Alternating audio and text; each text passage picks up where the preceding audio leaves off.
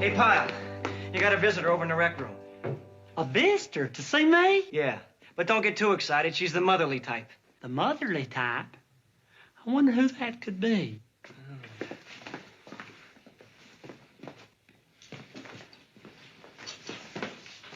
Hey, me! Hello, Gomer! Well, ain't this something? Gomer! For land's sakes, look at you. Why, I wouldn't know you if I saw you on the street right now. Aw. It's true. You're a different person. When you left Maybury, you were a frail, scrawny thing. And look at you now. Gomer Pyle, you're actually handsome. Go on, ain't Yes, they? you are. Well, you look mighty good yourself. This is just wonderful. Come on over here, let's sit down.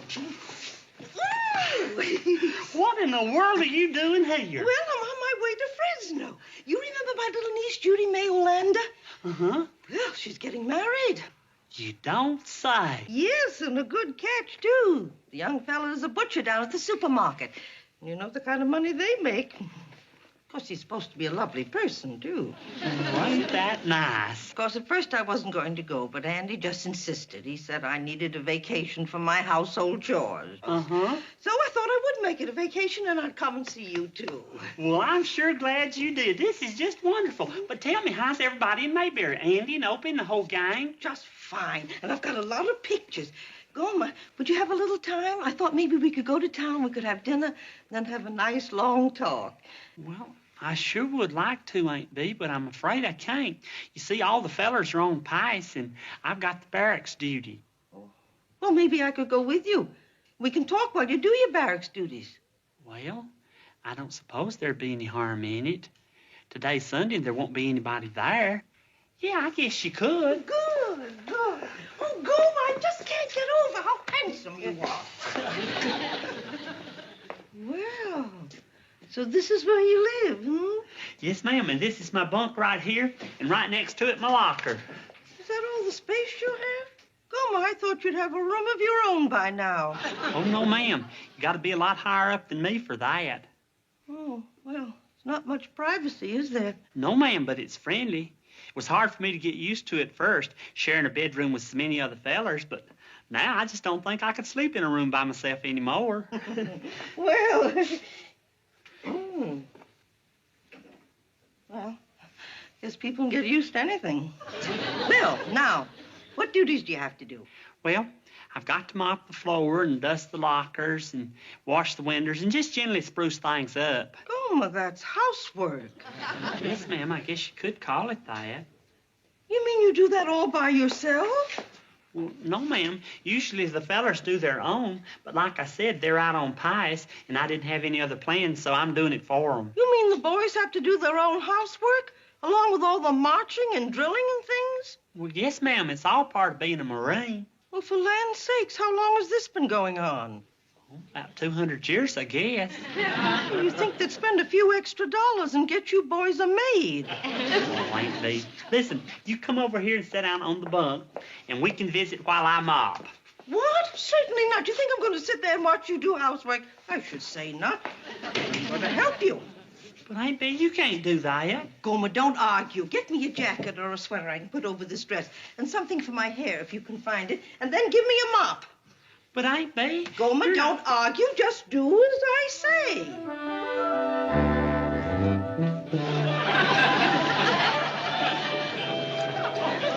You really shouldn't be doing this, Aunt Bee. You know, I just don't understand it. Millions and millions in taxes. And they won't spend a few extra dollars and have a woman come in and straighten up. Mavis Pearl could come in here on a Thursday and for $8 do the whole place. I really don't think it's the money, Aunt Bee. Well, then what is it? Well, it's just part of being a Marine. Doing housework is part of being a Marine? Well, that's the way they figure. Well, they could make a few changes if you ask me. Have a woman come in just once or twice a week, and you'd see a big difference. Those windows could use some curtains, you know. A few pictures wouldn't hurt either. Well, some of the fellers have pictures, but they keep them on the insides of their locker. Oh? Those are not the kind of pictures I meant. I better get back to my windows. Gomer, I don't like to criticize, but you're not getting those windows as clean as you should. What are you using there? Well, just the regular window cleaner that they give us. Well, what you really need is vinegar. Vinegar? With a little water, that's what I use. Wouldn't happen to have any, would you? No, ma'am. But I suppose I could get some over to mess hall. Well, why don't you, Gomer? If you're doing it, you might just as well do it right. Well, really, Aunt Bee, I don't think... Get it, Gomer. You'll see, it'll make all the difference in the world.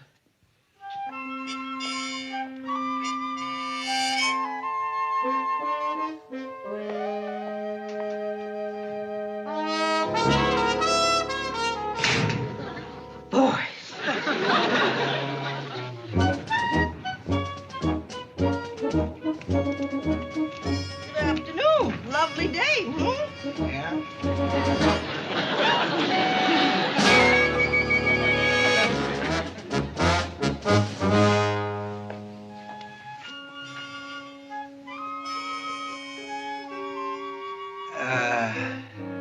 Oh, careful. You'll track up my floor.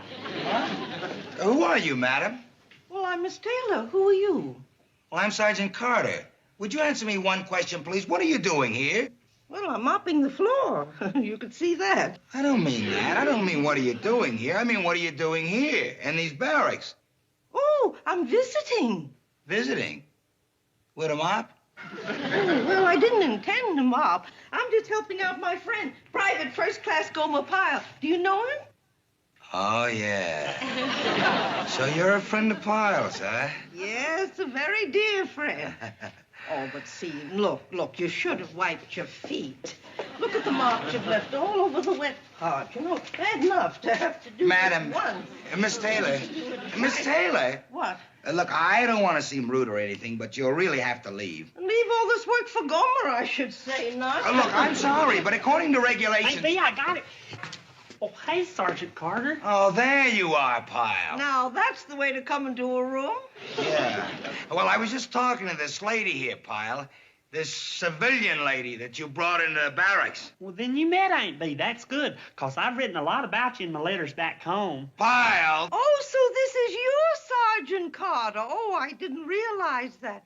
You know, I pictured him a little taller. He's not tall, but he's solid. He's solid as a rock, Aunt Bee. Madam, Miss Taylor, I'm afraid Private Pyle didn't explain the rules of the base, but civilians are not allowed in the barracks, so I'll have to ask you to leave. But I came to visit with Gomer. Well, I'm sorry about that, but regulations are regulations. You can wait for him in the recreation room if you like, although it might be kind of a long wait. But there's so much left to do. I've barely started on the floor. Well, there's nothing we can do about that. The recreation room is down at the end of the street and turn left.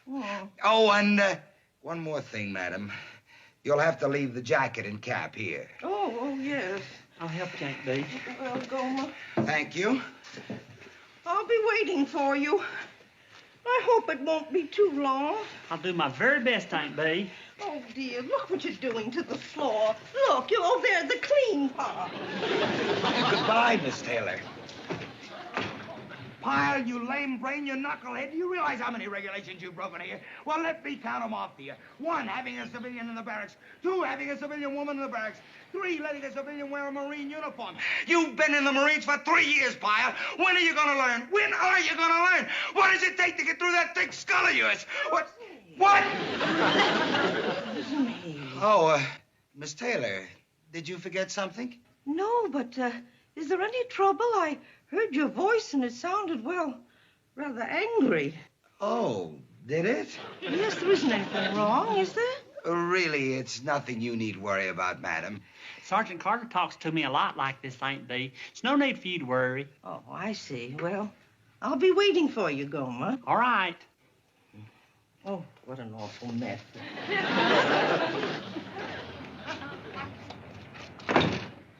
You've been in the Marines all this time, and you pull this kind of boneheaded stunt? Having a civilian in the barracks? A civilian? And a woman civilian? Pyle, I'm gonna make sure you don't forget this. You're gonna remember this for a long, long time when I get to... What? Excuse me. Oh, Miss Taylor. Are you sure everything's all right, that Gomer's not in some kind of trouble? Really, it's nothing, madam. You see, Private Pyle forgot a few of his duties, and I was just reminding him. My goodness, do you remind people in that tone of voice? It sounded so rough. Really, Miss Taylor, why don't you just wait for this knucklehead? I mean, Private Pyle in the rec room. Well, Really ain't, Beef. It's okay. Really it is. all right, Gomer. If you say so. Pity, such a mess.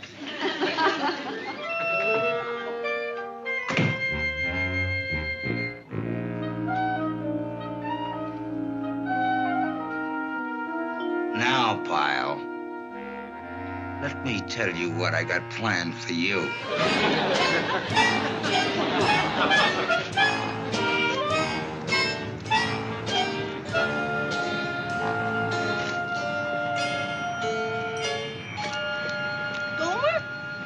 Hey, Steve, what are you doing here? Well, I got so worried you didn't turn up in the recreation room, and I thought I'd come back and see if everything's all right. That Sergeant Carter seemed so annoyed with you. Oh, it really wasn't much. He just gave me some extra details to do, and just as soon as I get finished, then we can visit. Oh, good. Well, what do you have to do?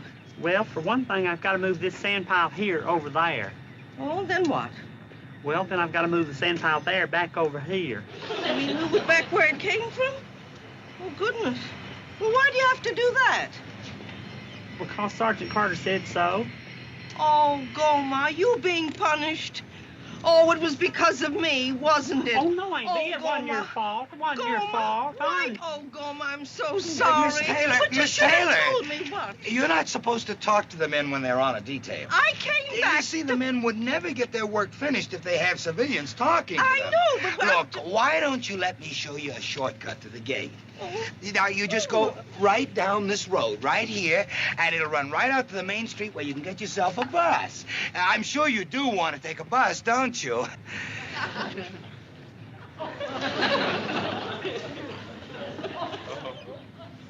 Thank you very much. I'm sure our listeners were fascinated by your stories of your son, Mickey.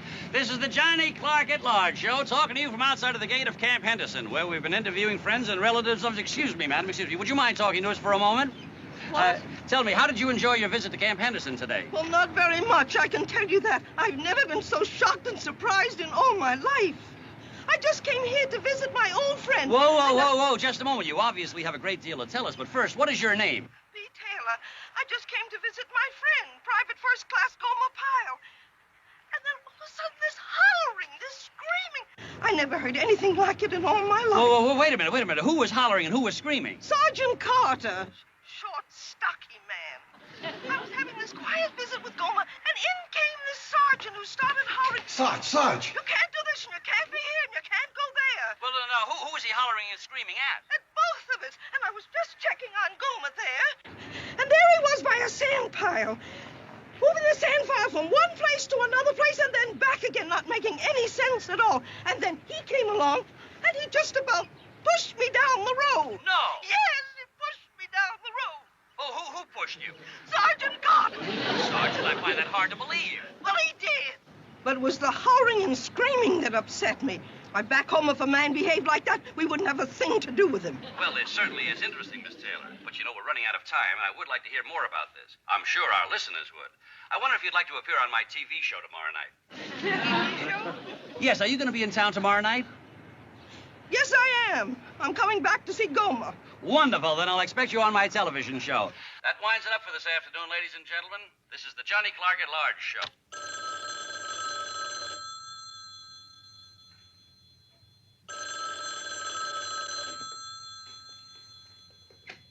Company B, Corporal Boyle.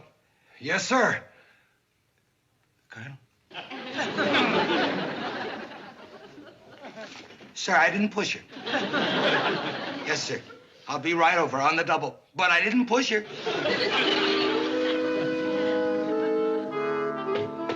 Some people can really fool you. She seemed like a sweet, motherly type. She's a killer, Boyle, a killer. This is all your fault, Boyle, all your fault.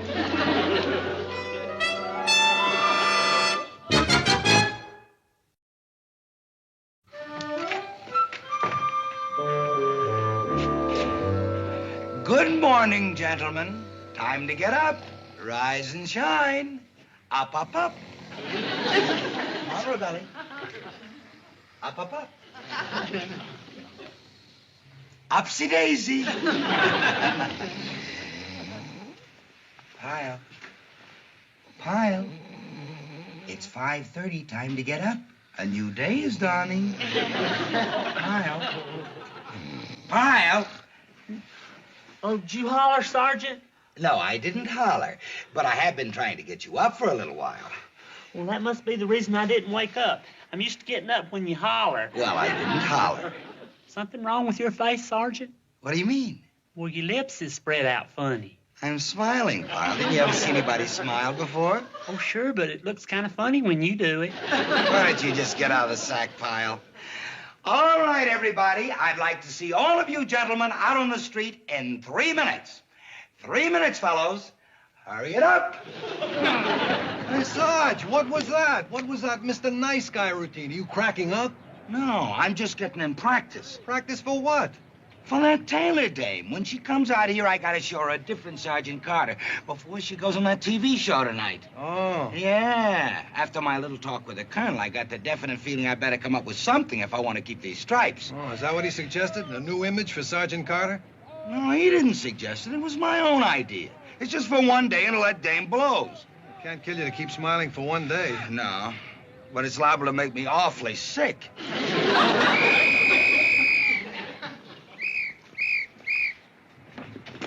All right, gentlemen, let's line up quickly, if you please. That's right, quickly. Nice, very nice. Careful, Pyle. We mustn't stumble. I'm sorry, Sergeant, but the reason I was late is I couldn't find my belt. Oh, well, that's all right. An honest excuse is better than no excuse at all. Next time, may I suggest that you leave your belt right next to your bunk so that you can't miss it. You got that? Good boy. I think he's on some kind of drug. All right, gentlemen. Left, pace. Forward, hut. Hey, Sarge, I don't understand why you're doing all this now. That Taylor dame isn't around. You never can tell with her. She can pop up anytime, any place, and I ain't taking no chances. Left, head, left, 2, 3. Nice marching, fellas. Very nice. Good, good, very good. Nice, nice, very nice. All right, man, let's keep it moving. First man, go through again. Come on, let's go. Good, good, very good. Sergeant Carter! Huh? Miss Taylor's here. Why, Miss Taylor, it's so nice to see you again. Welcome aboard, ma'am. Sergeant Carter, I came to see Gomer. Well, we're glad to have you. And in fact, you're just in time to see one of our exercises. Oh, thank you. Where's Gomer? He's right out there. See, he's the one crawling. Oh, yes, I see. Woo! Gomer, I'm here!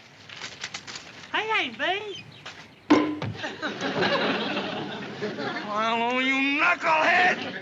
Pyle, you numbskull, you lame brain. How could you pull such a boneheaded stunt? Of all the knuckleheaded things to do, what if that had been a live grenade? Well, I'm sorry, Sergeant Carter. I don't know how in the world I could have done a thing like that. Well, I do. It's because you're stupid. Stupid, stupid, stupid. What is the matter? Why are you shouting like that? Don't tell me you're angry with this poor boy again. Oh, no, I'm not angry. Not really angry. But ain't B? He's got a right to be angry. I did a very wrong thing. That's right, Pyle, you did. Naughty, naughty. Sorry, Sergeant Carter. I really am sorry. Sorry? You're sorry? Oh, that's good. That's very good. I'm talking to him real nice, ain't I, Miss Taylor? Nice and soft and kind. Well, it's an improvement. A definite improvement. Uh-huh. And this is the kind of sergeant you'd like your friend Gomer Pyle to have? Well, as a matter of fact, I would. Uh-huh. Well, I can't do it. I ain't that kind of sergeant, and I never will be. Sergeant Carter. And, Pyle, if you think I'm gonna drop this, you're nuts. I'm gonna have you down there digging dishes and doing push-ups until you're blue in the face. You got that? Well, I never. Oh, Gomer, you poor dear. Really ain't B. There's a few things about Sergeant Carter and the Marines that you ought to know. Well, we'll have another interesting guest after this word from our sponsor. Hey, Pyle, are you sure your Aunt Bee's gonna be on TV tonight? Well, she said she was. She called me from the hotel right before she left. Hey, you guys cool it, Carter? Well, has she been on yet? No, not yet. Sergeant Carter, you want to sit down? You can have my chair. No, thanks. I'll stand. Our next guest is a lady I had on the radio program yesterday when we were interviewing out at Camp Henderson. She had some very interesting comments about her visit to the camp. I invited her down tonight to tell us a little more about them. How about a nice, warm welcome for Miss B. Taylor from Mayberry, North Carolina.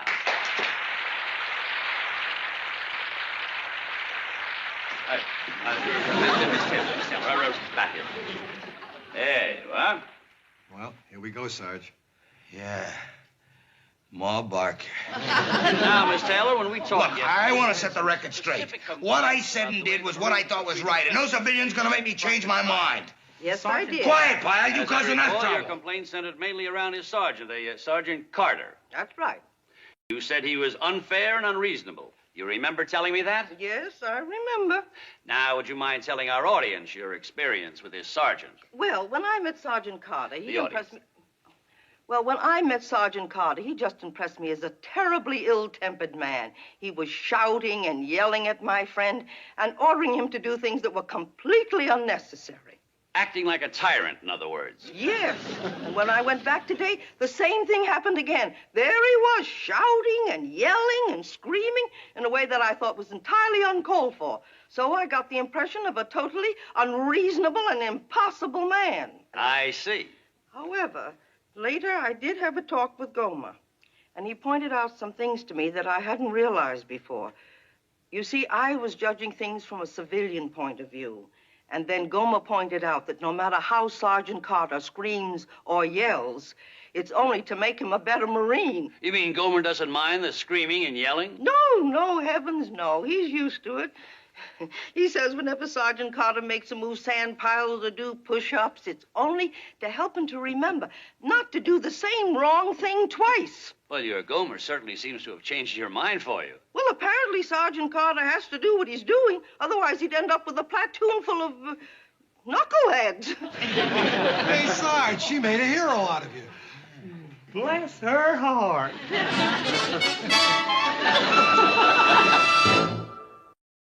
I knew she'd change her mind once she had a chance to think about it. Civilians have a lot to learn about the military. Yes, sir. Thank you. Well, thank you, sir. Well, a new day, a new world, huh, Sarge? And to think yesterday you were afraid of losing your stripes. Afraid? I wasn't afraid. No? Terrified, but not afraid. Sergeant Carter? Oh, hi, Pyle. Hello, Miss Taylor. Hello, Sergeant Carter. Aunt Bee's fixing to leave, and she didn't want to leave without saying goodbye to you. Well, that's very nice of you, Miss Taylor. And by the way, I'd like to thank you for what you said about me last night. You were real good. And you look great, too. You know, you're very photogenic on television. Really? Oh, well, thank you very much. Well, anyway, my bus will be leaving shortly, and I wanted to say it has been a pleasure to meet you. And I hope we'll meet again sometime. Likewise. Oh, so this is where you do your work, hmm? Yeah, this is where the brain work is done, eh, Boyle? Right, Sarge. Oh, when's the last time those windows were clean? Why? What's the matter with them? Well, they look awfully grimy. Oh, I've got an hour and a half before my bus leaves. Aunt Bee, do you want me to get you some vinegar? Why don't you go? Vinegar? Why would Boy, anybody if you want... want to see windows shine, you just let Aunt Bee show you what she can do with vinegar. Now, wait a minute. According to regulations, no You civilian know, is I supposed don't understand why the Marines won't pay a few extra dollars and have a woman come in once or twice a week. Run along, Gomer. The Marines will come in here and work half a day here and half a day over to the barracks.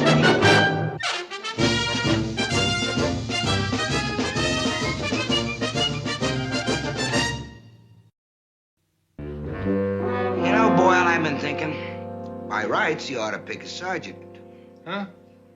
This artist that's coming to paint the recruiting poster. He ought to pick a sergeant. Yeah? Why? Well, it makes sense. Who better to represent the Corps than a sergeant? The guy that makes things stick, right? Yeah, but there are no hard and fast rules about recruiting posters. This artist may pick a corporal. A corporal? Well, yeah. They might decide to go with a nice, tall corporal. What's height got to do with it? Napoleon was short. And he was a corporal. Look, Boyle, I don't have all day to stand around here discussing military history with you. Why don't you get them requisitions over to Supply? Oui, oui, mon capitaine.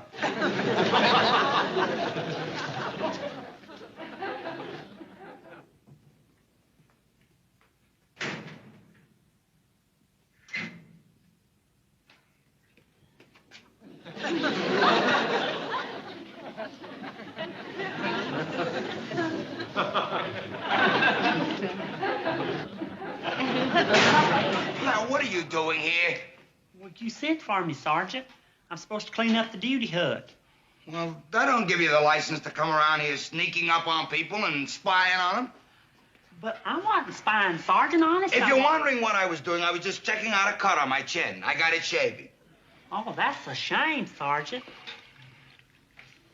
Where is it? I don't see it. Well, it's gone now. I happen to have very fast coagulation. Good for you. It's a lucky thing you ain't like my Uncle Aaron. He's a bleeder. Why, he can get a little old paper cut sometimes and bleed. Yeah. Look, Pyle, you didn't happen to see any civilians on the base? Civilian with a beard? No, sir.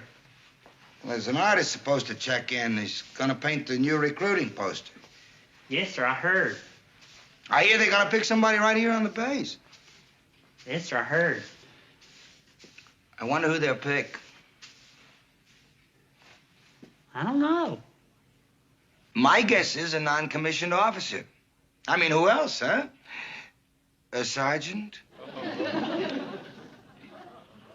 You know what? What? I've got a suspicion. I ain't sure, mind you, but I've got a suspicion. About what? Well, I can't think of anybody better for that poster than you, Sergeant Carter. Me? Why not? You've been in the Marines a lot of years, and you're a sergeant. Who could represent the Corps better than you? Me? Why, the thought never even crossed my mind. But like you say, it's just a suspicion. But it's a strong suspicion, Sergeant. Why, that face of yours is just perfect for a painting. It is? That strong chin, that rugged, determined look, them cold, steely eyes. How about the flaring nostrils? And the flaring nostrils. Fact is, something I noticed this very minute. If you had a cleft in your chin, you'd be the spitting image Kirk Douglas.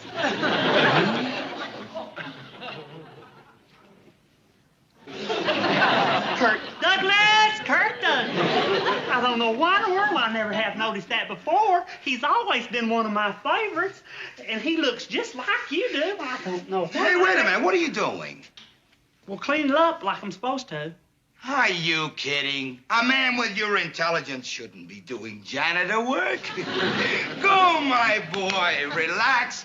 Keep thinking good thoughts. Well, thank you, Sergeant.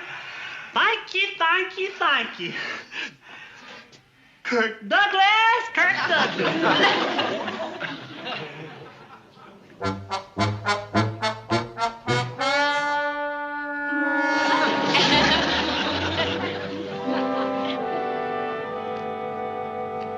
What are you doing here, Pyle? Oh, hey, Sergeant. I think that artist feller's here. This looks like his car with all those paints and brushes and stuff. Yeah, this is him, all right. He must be in the colonel's office. Why don't you go in and meet him and let him get a good look at you? Nah, I don't want to make it look like I'm pushing. He'll get to see me soon enough. Oh, the artist. In the office, huh? Yeah. Well, maybe I ought to go in and set the time. Set the time? For what? For when he wants me to pose for that picture. I'm ready. You're ready? With that face? Look, Hacker, the whole idea of this post is to get recruits, not scare them away. Well, if you're figuring on being the one, forget it. With that kisser of yours, the Marines who are already in will go over the hill. Now, if you'll excuse me, I'll just drop in and see if there's anything I can do. You know, to make the artist feel more at home. No, that ain't necessary. Look, Charlie, if there's one thing about me, I don't like to do anything underhanded, so I'll level with you. The colonel's already assigned me to show this guy around and take care of him. Oh, is that so? Yeah. In fact, I was on my way in there when you came along. Ain't that right, Pyle? Oh, well... You see? So, being as he's had a long, hard trip, I thought I'd let him unwind. I was going to take him by the officers' club, let him go in the steam room, get a massage, shoot a little pool with the boys. Good morning, sir. Morning, sir. Morning. As you urge, ma'am. Gentlemen, I'd like you to meet Miss Leslie Forbes. Morning. Forbes. She's the artist who'll be doing the new recruiting poster. Miss Forbes will be observing all the men in action. You just continue about your normal duties, and she'll be wandering around among you, looking for just the right type for the poster. Is that right, Miss Forbes? That's right, Colonel. If you should need anything, Miss Forbes, Sergeants Carter and Hacker will be glad to be of service. Yes, ma'am. Anything you like, Miss Forbes. Just call on me any time, ma'am. Anything you like, Miss Forbes. I'm Sergeant Hacker. Anything. All right, Colonel. Now I'll show you to your quarters. Thank you. Anything. It's a lady. The artist is a lady. Yeah. Well, good luck on finding a his and hers steam room on the base.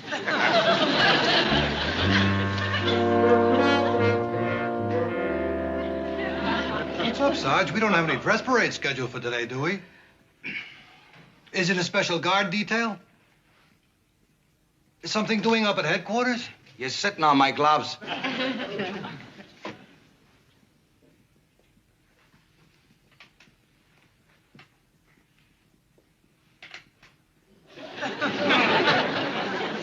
What are you doing? Boy, you're full of questions today. Where are you going? What are you doing? What's this? I What's still that? don't get it. Why the dress blue uniform? Why? Because it's there.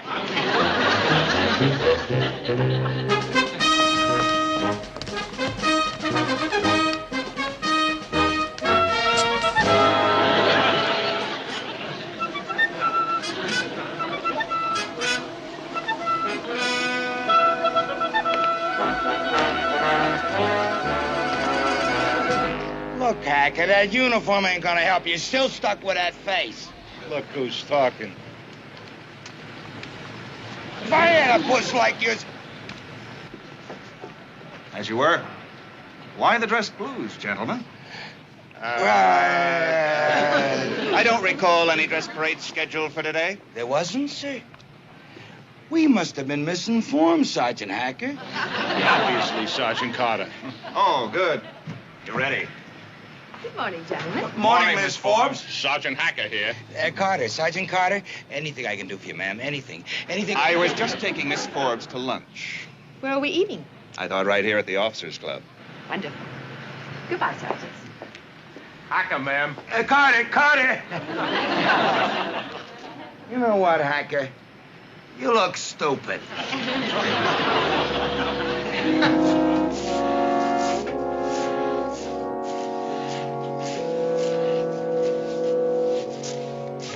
All right, you people, fall in.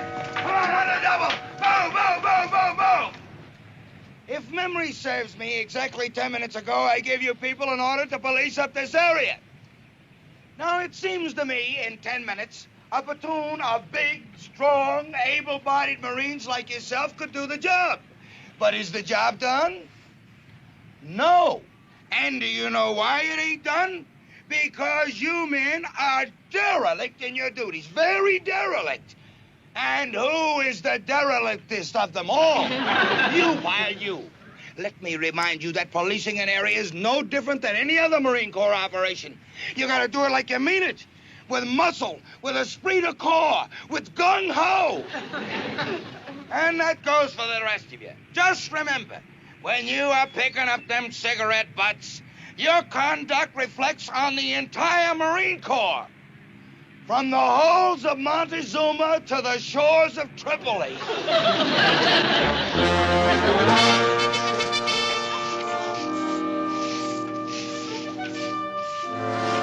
Pyle! Hey, Sergeant Hacker, did you want to say... Who gave you permission to talk? Well, How long you been in the Marines, boy? over 3.5 years. Don't you know you just don't walk up to a non-commissioned officer and start talking, boy? Am I a non-commissioned officer? Yes, sir. What's my name? Sergeant Hacker. Who? Sergeant Hacker. Right. I stand before you as a symbol of leadership, and your respect for that leadership is vital if we're to carry on in the proud tradition of the United States Marine Corps. Is that clear, boy? Yes, sir. Dismissed. Why, Miss Forbes?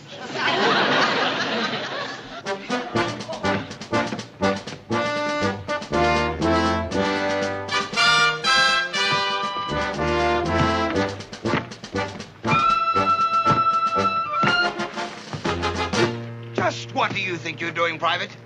Well, dusting my mattress, sir. dusting it or beating it to death?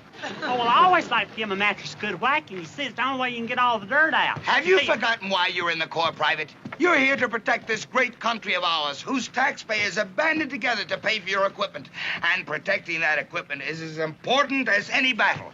So any damage inflicted on that mattress when in your possession is a clear violation of the public trust. You got that, Private?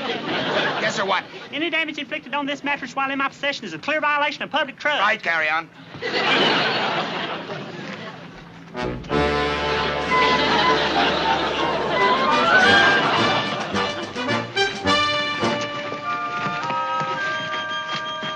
Let's let them knock their brains out for another half hour. Hold it, knock it off, hold it! No, you're going at it like a bunch of pussycats. Private Pyle, suit up. Here, give me that. Now, this is kill or be killed. Hand-to-hand combat. You gotta hit hard and fast. Private Pyle, on guard. Pump, pump, pump! That was very good, Sergeant. But if I might add a point here. Now, a blow to the head is okay for knocking the enemy unconscious. But for the actual kill, a thrust to the midsection is the most effective way. Private, on guard.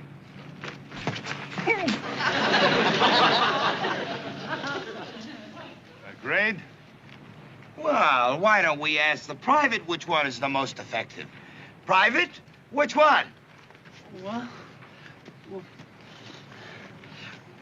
golly, you both done very well.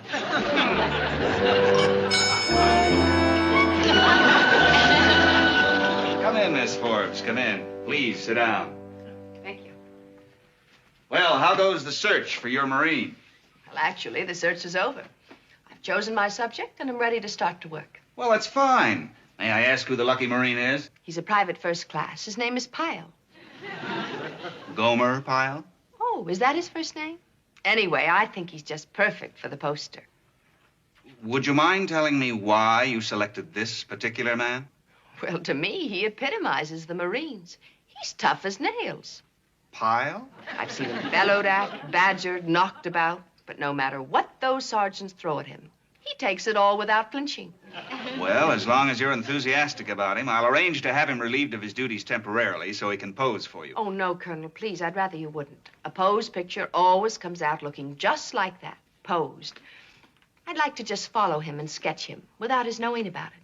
Fine. Do you think he'll be surprised? I think a lot of people will be surprised.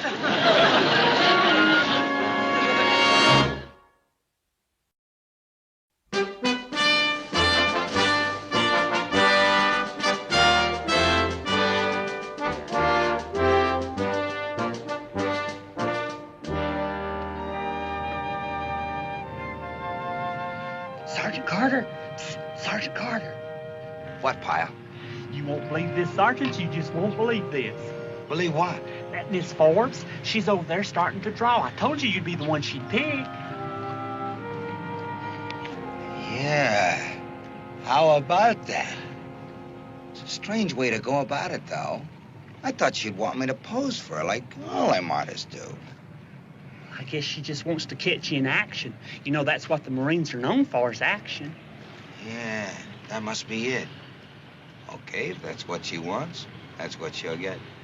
On your feet, Private! The rest of you people, listen up. When conditions permit, the mortar crew will wait at least 1 minute before attempting to unload the round, in order to prevent an accident by a possible misfire of the ignition cartridge.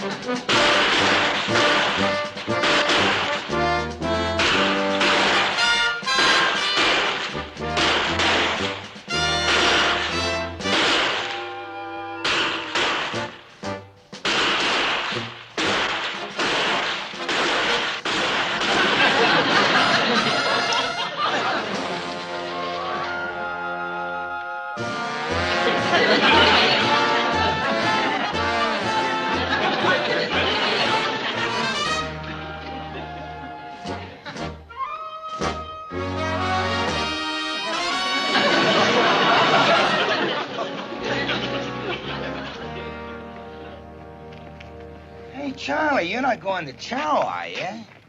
Why not? Well, I didn't think you'd be hungry. After all, the last couple of days, you've been eating a lot of crow. What are you talking about? It's tearing you up inside, ain't it? It's tearing you up that for 2 days you've been following me around instead of you. That it's me on that canvas and not you. What makes you so sure? Look, has she been anywhere near your platoon? Anywhere? Well, don't be so smug until you see how it comes out. With your kiss of the paint might curdle. It's tearing you up inside, tearing you up. Hey, Pyle. Yes, Sergeant. Come inside. I want to talk to you. Pyle, have you seen Miss Forbes around today? No, I hadn't, Sergeant. Well, I guess she's back in her quarters putting the finishing touches on my painting. You know, I'm just dying to know how it turned out. Well, why don't you go over there and take a look? It's the only way you'll ever know. Oh, I can't do that. Well, first of all, I don't want to seem too anxious. And second of all, I hear the artists don't like the subject seeing the picture until it's finished. Yeah, I guess there is kind of a superstition there. Hey, wait a minute. Why don't you take a look? Me? Well, sure. You ain't the subject, so it's okay. Just sort of wander in casually, take a gander at it, and bring me back a report. Well, all right, Sergeant. I'd be happy to. I've been dying to see what it looks like. I just know it'll be a picture we'll all be proud of. Not just the fellers here at Camp Henderson, but the whole United States Marine Corps. Well, I'll tell you one thing, Pyle. I'm gonna do my darndest never to let the image of that picture down. Come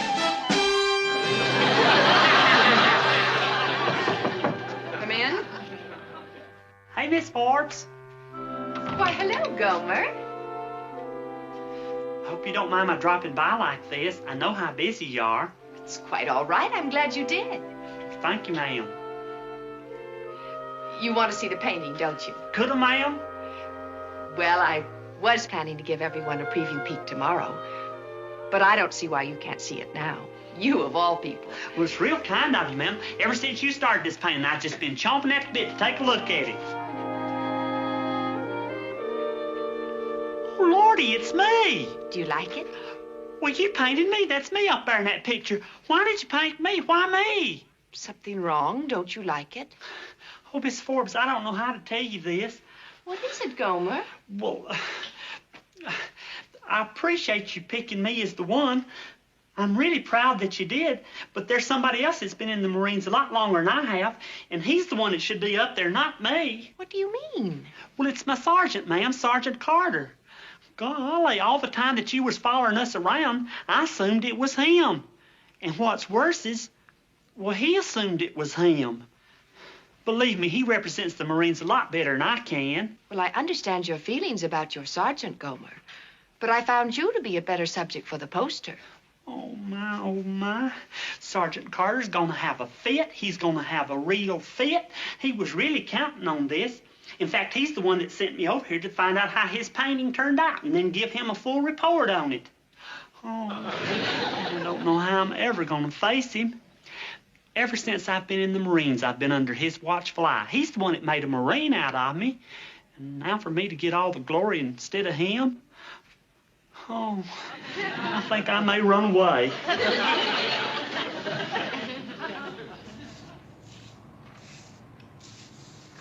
Pyle. Pyle! Pyle! Pyle! Pyle! Hey, Sergeant. Pyle, where have you been? You were supposed to bring me back a report, remember? Oh, well, I thought I'd smooth the ground out in this area. You know what you always say. I want the ground in this area so smooth a person could glide over it. Never mind about that. Just give me the dope. How was it? How was what, sir? The painting. What else? Oh, the painting. Oh, well, she's a real good artist, Sergeant. Real good. Yeah? Tell me all about it, and don't skip a single detail. Well, promise me one thing, Sergeant. Promise you won't be too disappointed. Oh, no. Don't tell me she blew it. You just said she was a good artist. Well, she is, Sergeant. But, well, you know how these artists are. They see things different than we do. How different? Well, just different than you'd expect. Well, can't you give me a hint, for Pete's sakes? Do I at least look like me? Is there any resemblance at all? Well, just promise me you won't be too upset, Sergeant. Oh, forget it. When the time comes, I'll see it myself. You send a knucklehead on a mission, that's what you get, a knucklehead report.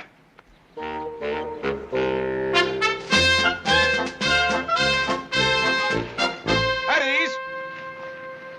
As you all know, we have been privileged for the past few days to have in our presence the renowned artist, Miss Leslie Forbes. She has graciously contributed her talents to the creation of the next Marine recruiting poster. And before it's turned over for copying, she wanted some of you men to see the original work. And to unveil this painting, I give you the artist herself, Leslie Forbes.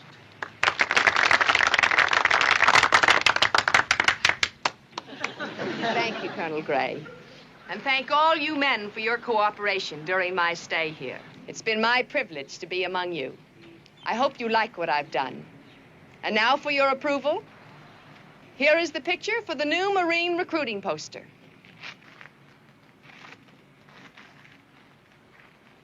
Hey, that's Gomer. That's Gomer. Just like that. Hey, it's Gomer. Hey, yeah, Gomer, you son of a gun. Hey, Vince, let's play a little game. What's wrong with that picture? Now may I explain something? As you have noticed, there's an eye in the background. I feel that this is an important part of the painting and will do much to help sell recruits. It's the watchful eye of the Marine behind the Marine, the backbone of the Corps, the sergeant. This eye represents that man, and it happens to be the eye of Gomer's own platoon sergeant, the man who molded Gomer into a Marine, Sergeant Carter.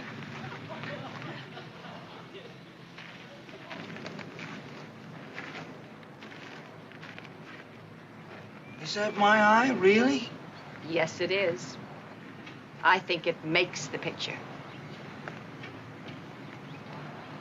You know something? There is a resemblance.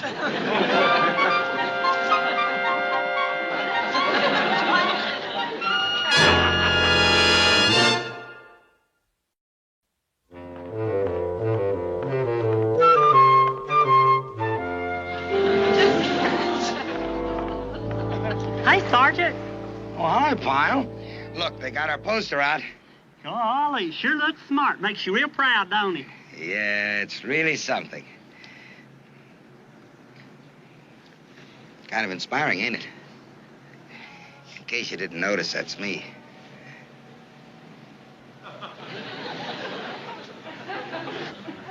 No, the eye, that's me. The Marine behind the Marine. That's right, the backbone of the Corps. The leader that takes green recruits and molds them into men. My eye.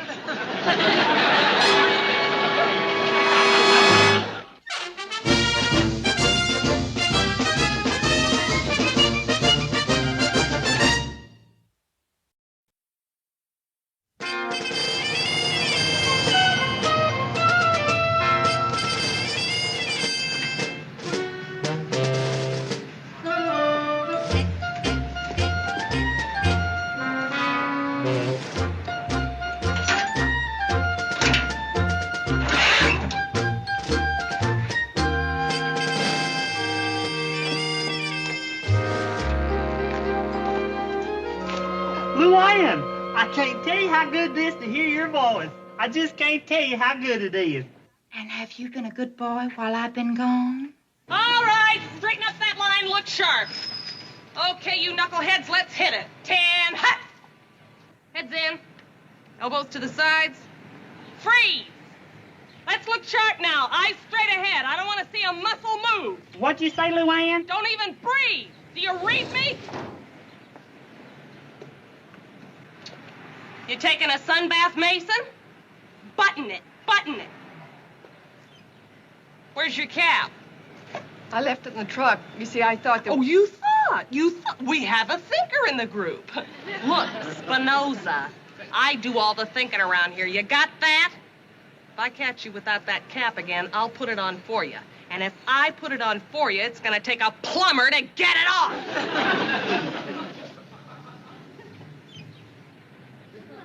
You men on duty here?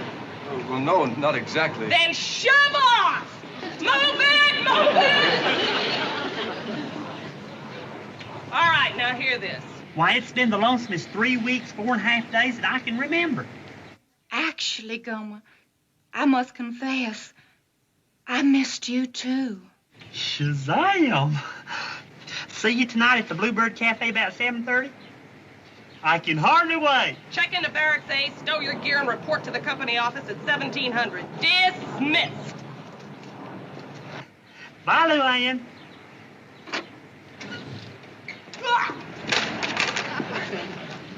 Excuse me, ma'am. I didn't mean to run into you like that. I just couldn't help myself is all. You're new here right this minute, aren't you? Oh, I get it. You're just nosing around so you can get the names of those other girls. Well, let me tell you something. What other girls? You didn't see any other girls? No, ma'am, just you. You're the only girl I saw. Well, what are you grinning about? Well, it's just that now suddenly things seem to be just real nice. Huh? I mean, when you've been lonesome for a long time, and then you hear that one girl's voice, well, the birds start to sing and the sun starts to shine, and then you ain't lonesome anymore. Just like that? Go on. It's the truth. I know I shouldn't be talking to you like this, us just having met, and you being a corporal and all, but I just plain had to say those things or bust. That's all right. I never did think this day would ever come, and now my long wait's over. But I don't even know your name. I'm Pyle, ma'am, Gomer Pyle. Pyle. Gomer Pyle. It's nice. It's unusual, but it's nice. I'm I'm Carol. Carol Barnes. Carol? Oh, that's a pretty name.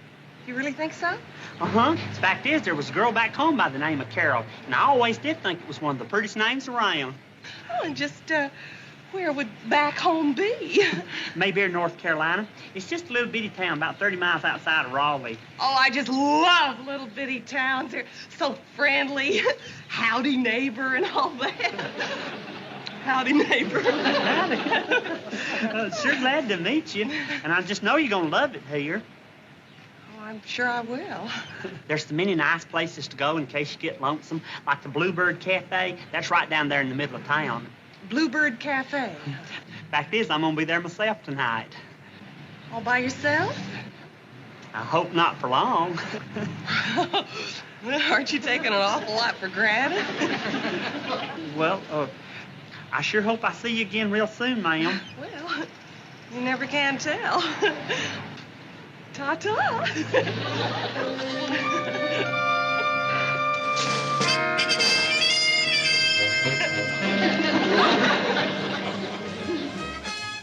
Hey, evening, Gomer. What'll it be? Well, I think I'll wait and order when Luann gets here. She's back in town, you know, and I'm gonna meet her here at 7:30. Oh, but you're a little early, aren't you? Well, I didn't want to be late. Hey, I think I will have a cup of coffee while I'm waiting. Okay.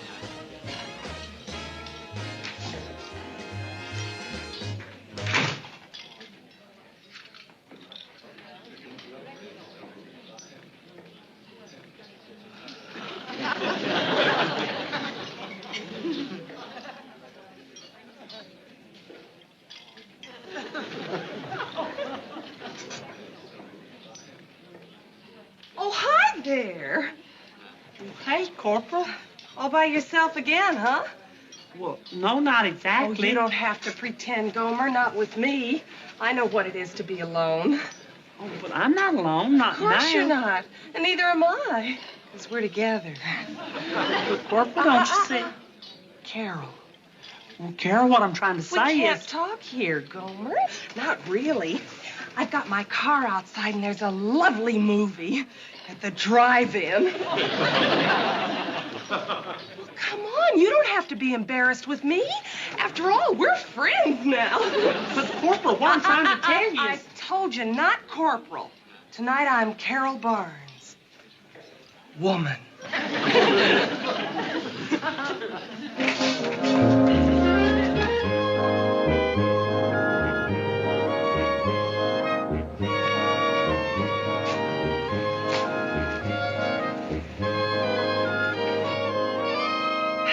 Well, here we are.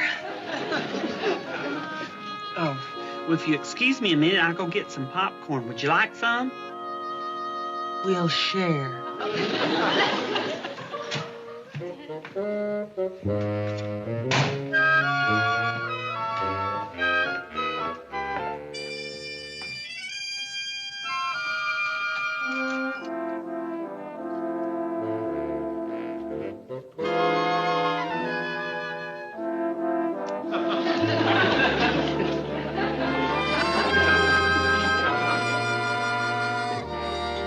call for you, honey. Sounds like Gomer. I don't know what happened to him. He was here just a little while ago. My goodness, I hope he's all right. Hello? Gomer? Well, where are you? It was the darndest thing. This here corporal who's new on the base just today, and the lonesomest thing you can imagine. And, well, the next thing you know, here we are with the picture about to start. Gomer, you sure do get yourself in fixes. Why, you're just too obliging to everybody. But I've been looking forward so much to seeing you. After 3 long weeks, 4.5 days, I sure wished I was with you. Oh, so do I, Gomer. You're just too nice for your own good. But I guess that's one of the things I like about you. Well, can we make it tomorrow night for sure?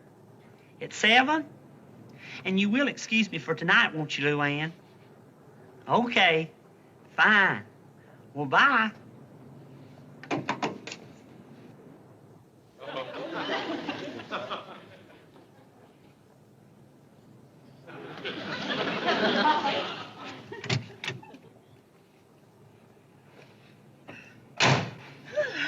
Hello again.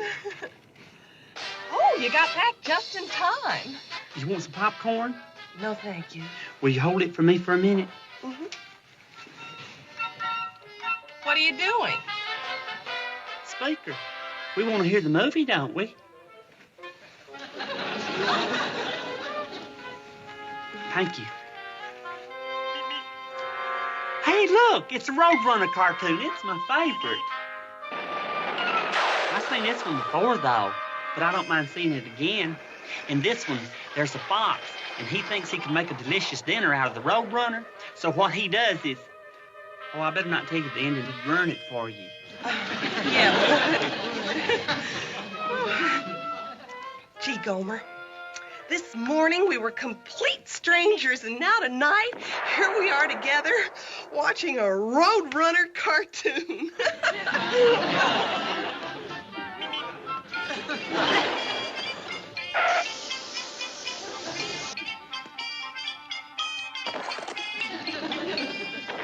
Gomer, look. They're missing the best part of the cartoon.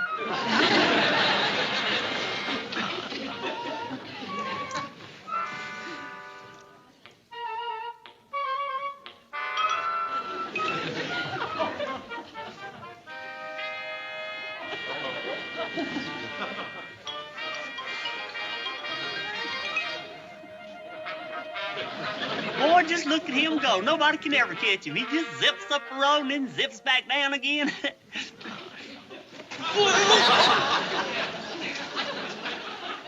Sorry.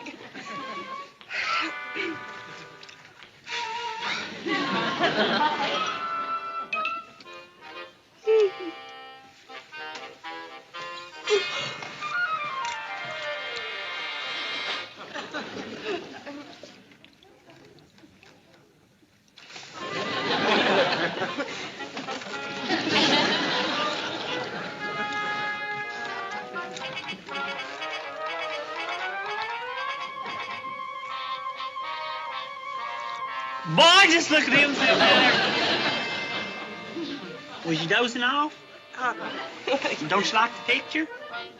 Oh, I love it. You really should watch it. Boy, look at him go. They never can catch that little old rascal.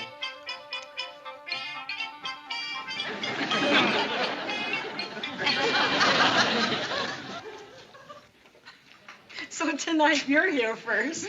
Not taking any chances. I'm just dying to see him.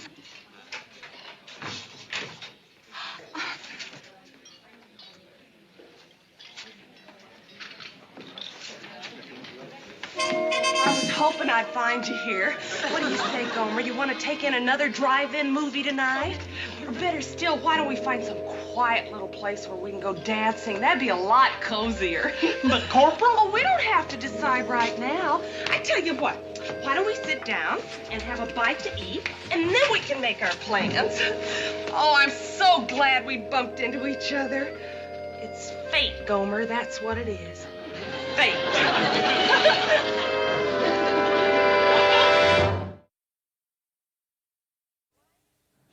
Luann?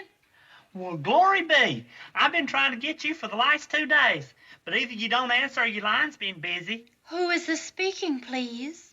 Well, this is Gomer. Gomer who?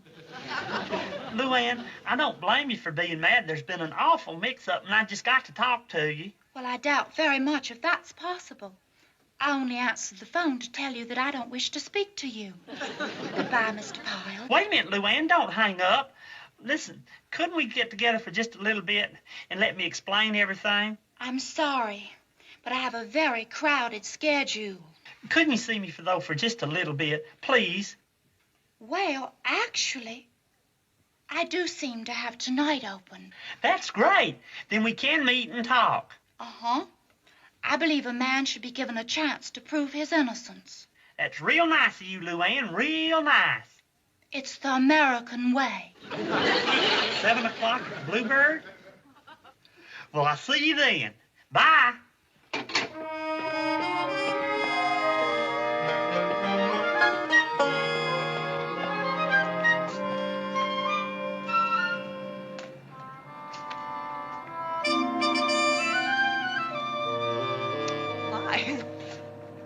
Hi. What are you doing here? Oh, I just came out for a breath of fresh air, and lo and behold, here you are. Yeah. Where were you last night? I was kind of hoping I might hear from you. Oh, well, I turned in kind of early. Oh, that's all right. Tonight's another night, and we're together. Hey, Gomer, I was thinking that tonight we could spend... Carol, I can't go out with you this evening. What's the matter? Don't you feel well? Are you sick? Stick out your tongue, Gomer. No, Where does Carol. it hurt? Tell Carol. Carol, I feel fine, but I still can't go out with you tonight. You see, well, sit down just a minute. You see, Carol, I'm meeting another girl. Another girl? You mean you found somebody else? Well, no, not exactly. See, I knew Luann before I knew you, and we've been going out right along. You mean you're engaged? No, we're not engaged. Going steady? Well, not even that. We date, or we did date until you came along. What do you mean, did? You mean my coming along changed things? It sure did. You shook my life up something fierce. Me? Now, boy, right from the beginning, you just took over. Well, I know. I guess there are some things you can't fight. I'm on my way now to meet her to explain to her about you. You should, Gomer. It's the right thing to do. You should tell her about this. I just hope she understands. I tell you what, I'll go with you, and together we'll make her understand. Would you really help me explain? It'd make things a lot easier. You just leave everything to me.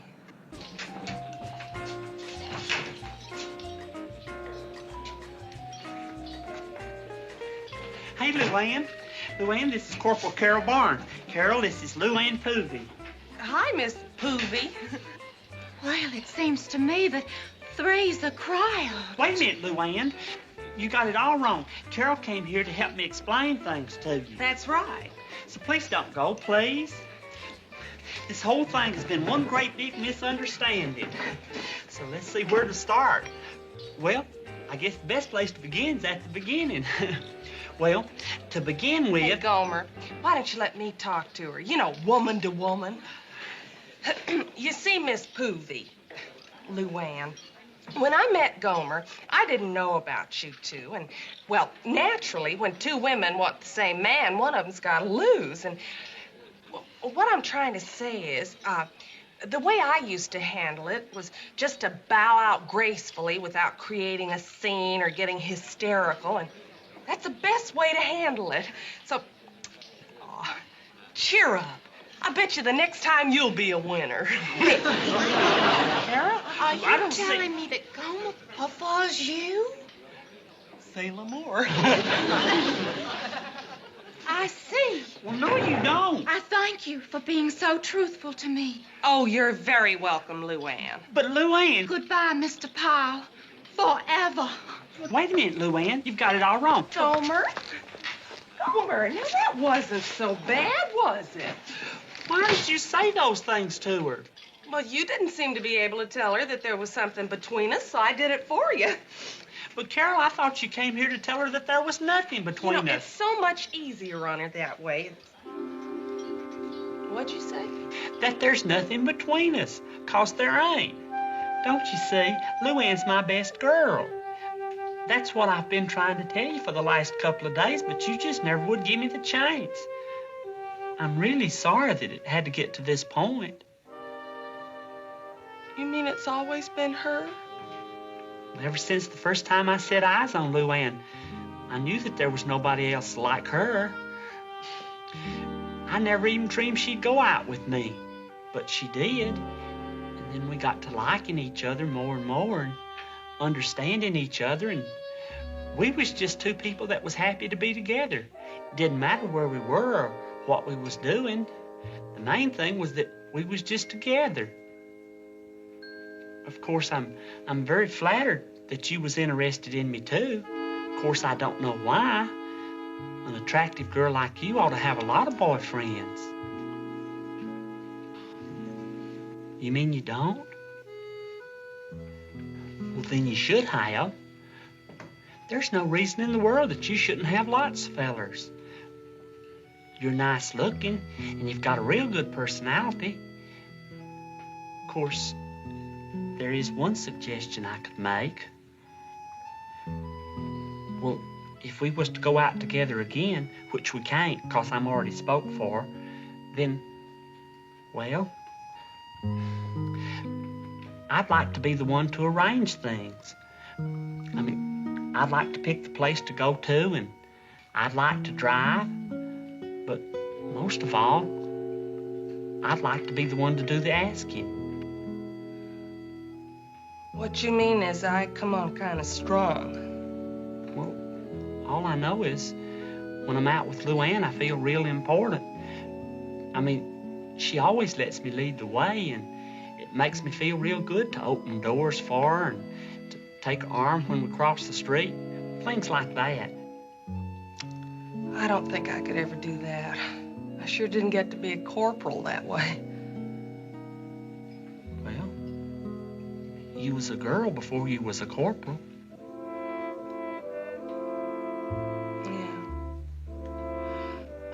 Well, that can wait. Right now, we gotta get you back to Luann. I don't even think she wants to see me anymore. We'll convince her. Will? Don't worry. This time I'll say the right things. Golly, maybe we better not. It'll be fine, Gomer. Don't worry.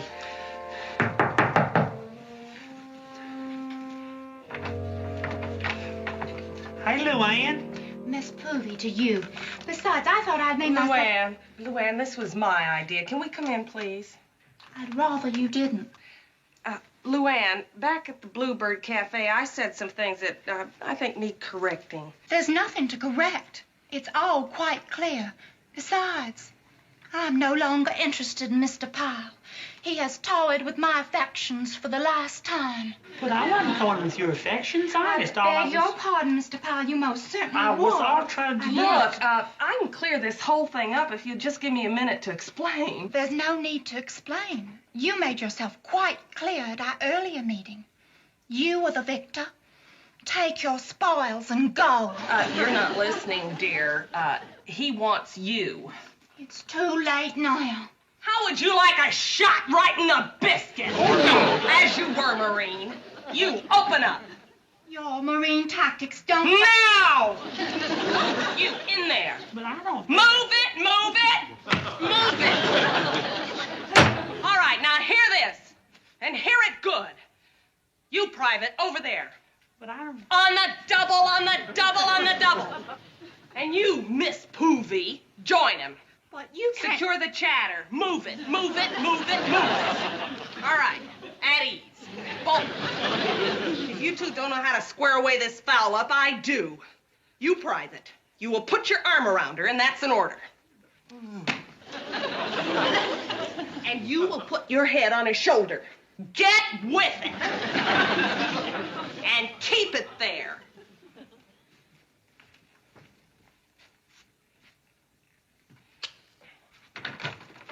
Carry on. She certainly is forceful, isn't she? That's exactly what I've been trying to tell you, Luann. You know something, Gomer? I'm glad she's forceful. Me too, Luann. Me too.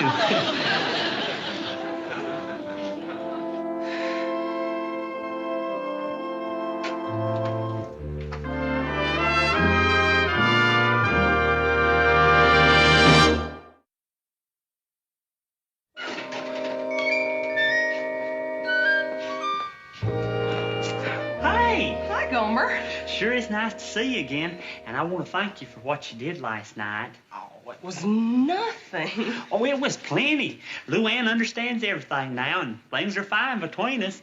Fact is, I was just talking to her, and she and I'd like to take you out to dinner tonight. Oh, that's real sweet, Gomer, but why don't you two go along and have fun? Well, maybe some other time then, huh? Sure. Well, I've got to rush on back to the barracks. I'll see you. Okay, Gomer. Oh! Oh! Oh! Let me go, you knuckleheads. I can take care of myself. Oh! Oh, God, I don't know what came out. Oh, thank you so much. Could I have a little water, please? I declare it's so nice of a big, strong fella like you to take care of a itty-bitty girl like me. What a muscle!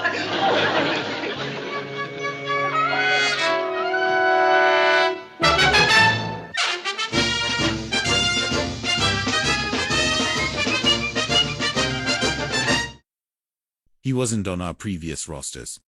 Oh, that, Sting said, waving a dismissive hand. Well, I needed a replacement for my previous marksman. So I went over to headquarters and I checked some personnel records there. I came across Private O'Malley. He's listed in Captain Parker's platoon, originally an unsung talent. And when I found out he's an iron bow expert, I immediately pulled String's bow and talked him into joining my outfit. Sting Ramsey finished, radiating, because you never know when you're gonna need an iron bow expert, do you? Especially if Bo Montgomery starts getting some silly ideas about competition. Bo just glared. Defeated. I think so. Does that answer your question, Bo? I call that astute leadership and resourcefulness, myself. Sting Ramsey chuckled. The Bluebird Cafe tonight, same as always. 2 rock steaks, and an order of fried asteroid sprouts. Bo just nodded numbly. Say, Sting, can we make it a little later tonight? Say, around 9 o'clock, or 2 hours after the second sun goes down behind the teepee? Sting Ramsey, still chuckling, walked off with his triumphant marksman. It's 4 o'clock, Captain, Percy chirped. Bo whirled on him. Hey Pip, you'll find Private Presky over at the mess hall.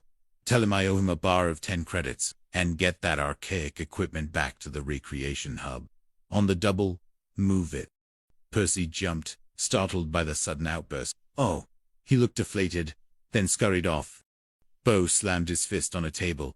He did it to me again. He must have got tipped off about the archery, showing up at an archery contest with a genuine iron bow-wielding Indian.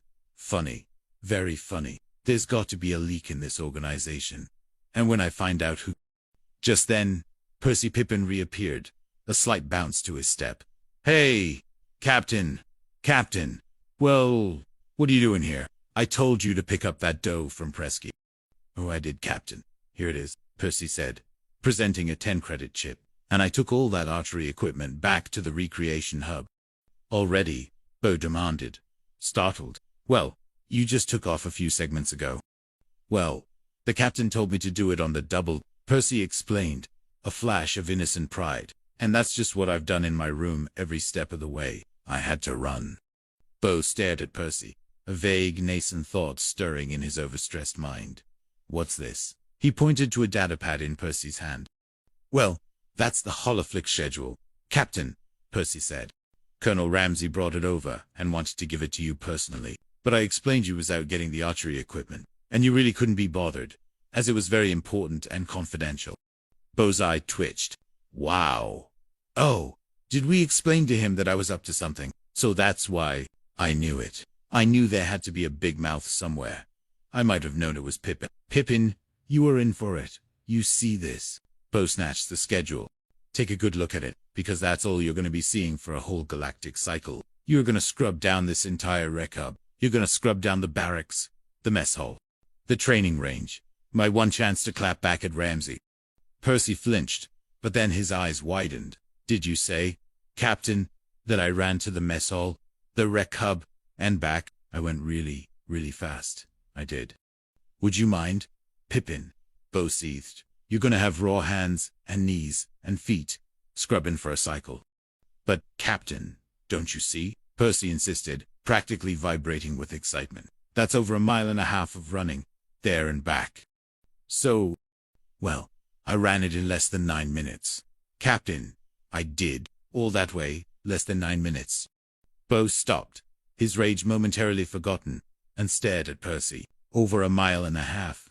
9 minutes. 9 minutes. Bo repeated slowly, his mind beginning to whir in a different direction. That's good, ain't it? It's better than good, Pippin, Lancer Dixon, who had quietly rejoined, whispered in awe. It's crazy. Captain, you've got a track star on your hands. Bo blinked. A track star. In his platoon. Right under his nose. Yeah, well, if I'm going to do all that scrubbing, I guess I better get started, Percy mumbled, already looking forlorn. Scrubbing, Bo scoffed, snapping his fingers. What scrubbing? Just a little joke. Pippin, as if I'd ever want you to do anything like that. That would be inhumane for such a fast man. He practically dragged Percy by the arm. Hey, come on into the office. Sit down. Take it easy. That's right. Have a cigar. Pippin, you've earned it. Percy, bewildered, sat down, still clutching the holoflick schedule. No, Captain, that's for you. I couldn't impose. Bo waved his hand dismissively. Oh, look, Pippin, how come you get to run like this? So fast. Well, back home on Hickenlooper Prime, when I used to work at the hydro fuel station, I was a volunteer atmospheric firefighter, too, Percy explained, happy to talk. And whenever the alarm would go off, I'd have to drop whatever I was doing and run down there to the fire station. Well, it was about 1 mile away, so unless I made it in 4 or 5 minutes, I'd lose my place on the fire truck, and I wouldn't get to ring the big bell. And I sure did like to ring that bell, Captain. So you ran the mile in 4 or 5 minutes? Bo asked, trying to keep his voice even. I had to, Captain, otherwise Private Farmer up the Holokirch would get to ring the bell, and I sure did like to ring that bell. Bo exchanged a stunned look with Lancer. Bo whispered to Lancer, we could clock him to make sure. This might just be our chance, Dixon. Right, Captain, Lancer replied, already scrambling for a chronotime.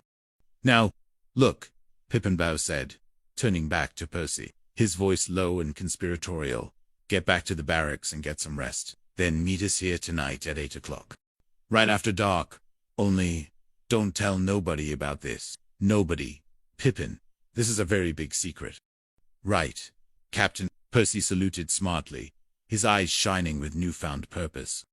What's it all about, Captain? Lancer whispered eagerly. Bo clapped his hands together. Well, Pippin, if it works out, I'm going to give you a chance to ring the biggest bell for me yet. The bell of victory against Sting Ramsey. He let out a triumphant, albeit slightly unhinged, laugh. Chapter 8. The Psychological Warfare and the Cosmic Marathon. The clandestine night trials were Bo Montgomery's feverish dream made real. Under the cloak of the artificial twilight cycle, Percy Pippin ran, a blur of motion across the Starstone encampment's deserted training grounds. Lancer Dixon and Archie Finch, clutching advanced chronotimers, gaped at the readouts. You better pile on me. 2 more to go. Pippin, Bo yelled, urging Percy forward, completely invested in his new discovery. How's this time, Lancer? You wouldn't believe it, Captain. Lancer gasped, his voice awestruck. He's shattering all records. How about that, Archie? Bo crowed, a triumphant grin on his face. Who could figure that Pippin would be the one to bail me out of my financial predicament? I can't understand it. But there it is. At last, we got a winner. A real winner. That Sting Ramsey'll never suspect it, because it's Pippin. Percy, having finished his latest sprint, jogged back, still a little out of breath but radiating enthusiasm. Hey, Captain, here he comes again, Lancer shouted, pointing. You better run, Pippin. You're running to ring that bell. Go, crazy legs. Go. Percy took off again, a joyous, almost effortless burst of speed. Elsewhere on the base, Colonel Sterling Sting Ramsey watched through the dim illumination, a smug look on his face. Now I've heard everything. What do you mean your squad is more mobile? You've got to be joking. He confronted Bo the next morning at the mess hall, deliberately loud. Bo Montgomery, surprisingly calm, met Sting Ramsey's challenge head-on. Just like I said, Sting, all right. You've got your guys doing zero-graph push-ups and atmospheric setups until they're muscle-bound. That's yesterday's stuff. We're geared for today. Speed is what counts. Run fast. Hit fast. I've trained them that way. My guys are like greased lightning. Any one of them. Sting Ramsey scoffed, folding his arms. Ha ha ha. That's the truth, Bow. Any one of your guys can pass any one of my guys, like he was standing still. That you'll have to show me, Montgomery. Bo seized the bait. It's easy to prove. Sting, let's have a race. We've had every other kind of contest, from plasma darts to Astra chess. Let's have a foot race. A race? Sting's eyes narrowed, a competitive fire igniting within them. Sure, and this time, let's make it more interesting. Not just for the Bluebird Cafe and its crummy rustic dinner. Let's make it for a steak dinner with all the trimmings at the Go-Go Club. Bo flinched internally. The Go-Go Club was notoriously expensive. The Go-Go Club, that could run me 200 credits. Sting Ramsey, however, misread Bo's hesitation. He suspected Bo was holding back a ringer. Hey, Bo, you wouldn't happen to have a ringer lined up, would you? Someone faster than a teleportation beam that you've been hiding from me. Bo feigned indignation. My sergeant. I said any one of my guys. I'll even let you pick them. Here.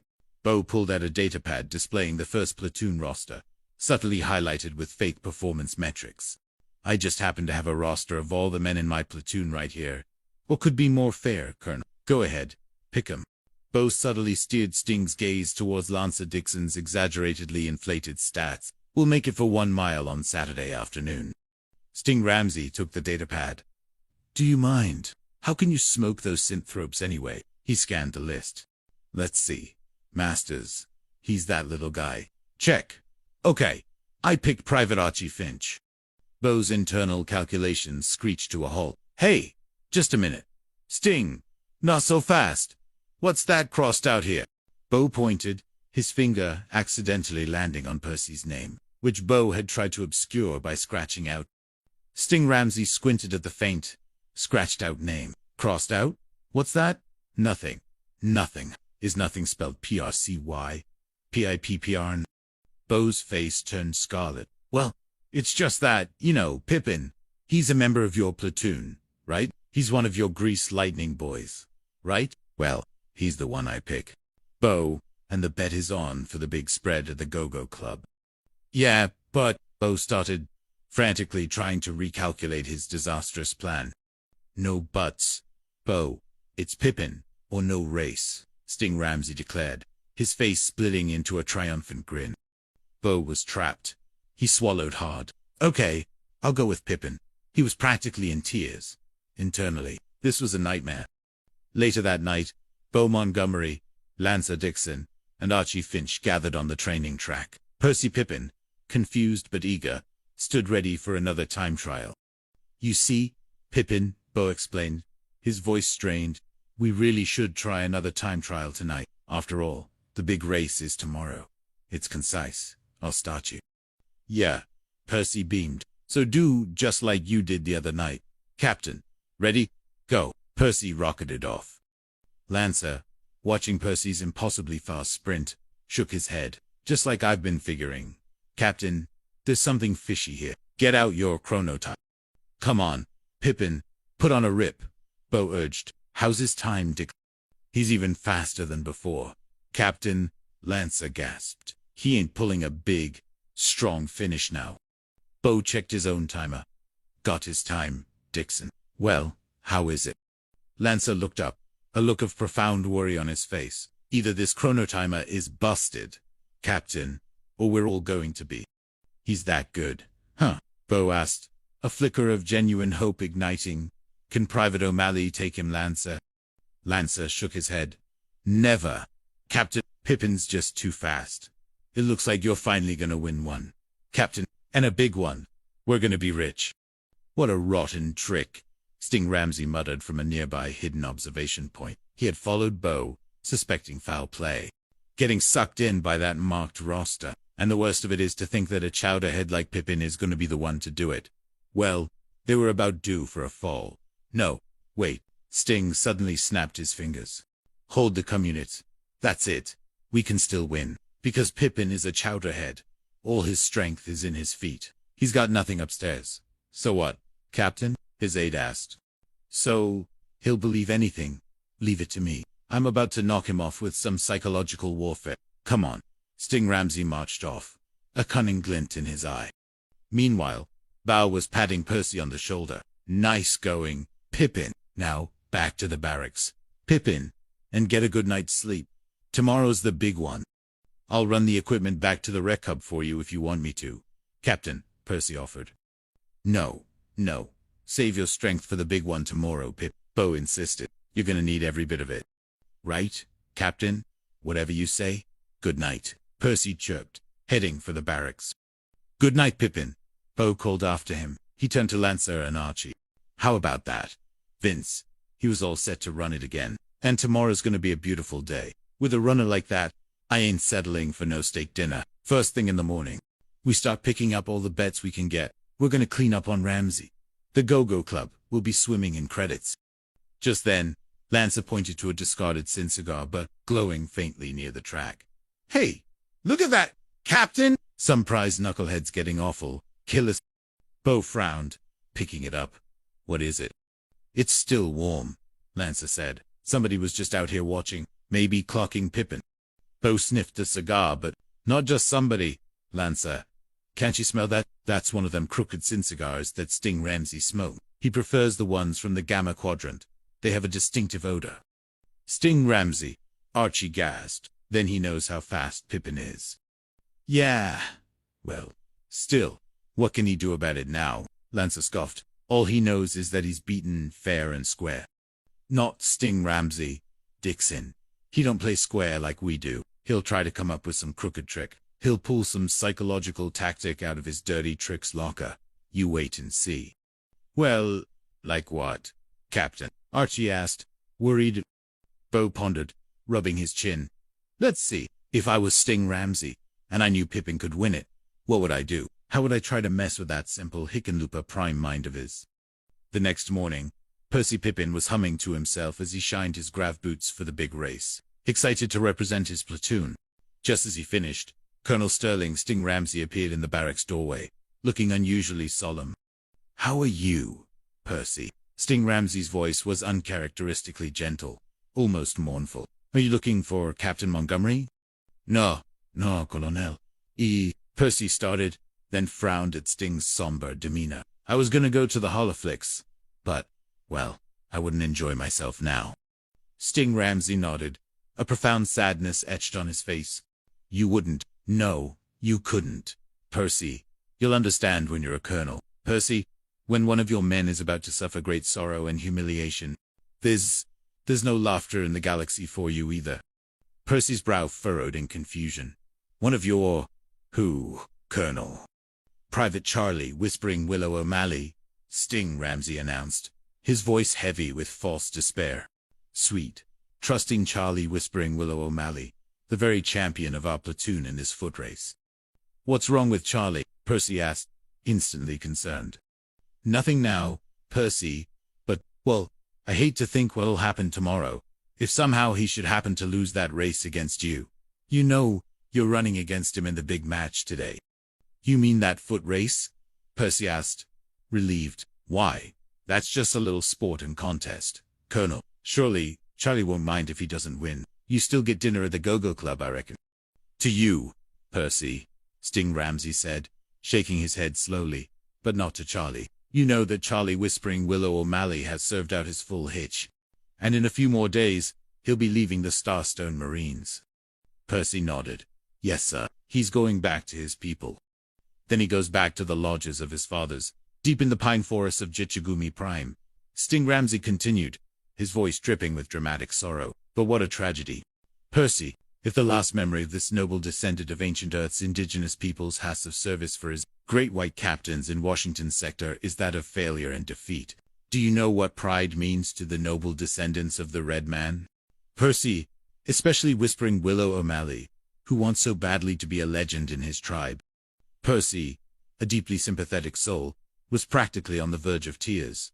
But he's good. He's fast. Colonel, what makes you think he won't win? Percy's eyes welled up. Well, Colonel Ramsey, are you trying to tell me that I should let him win?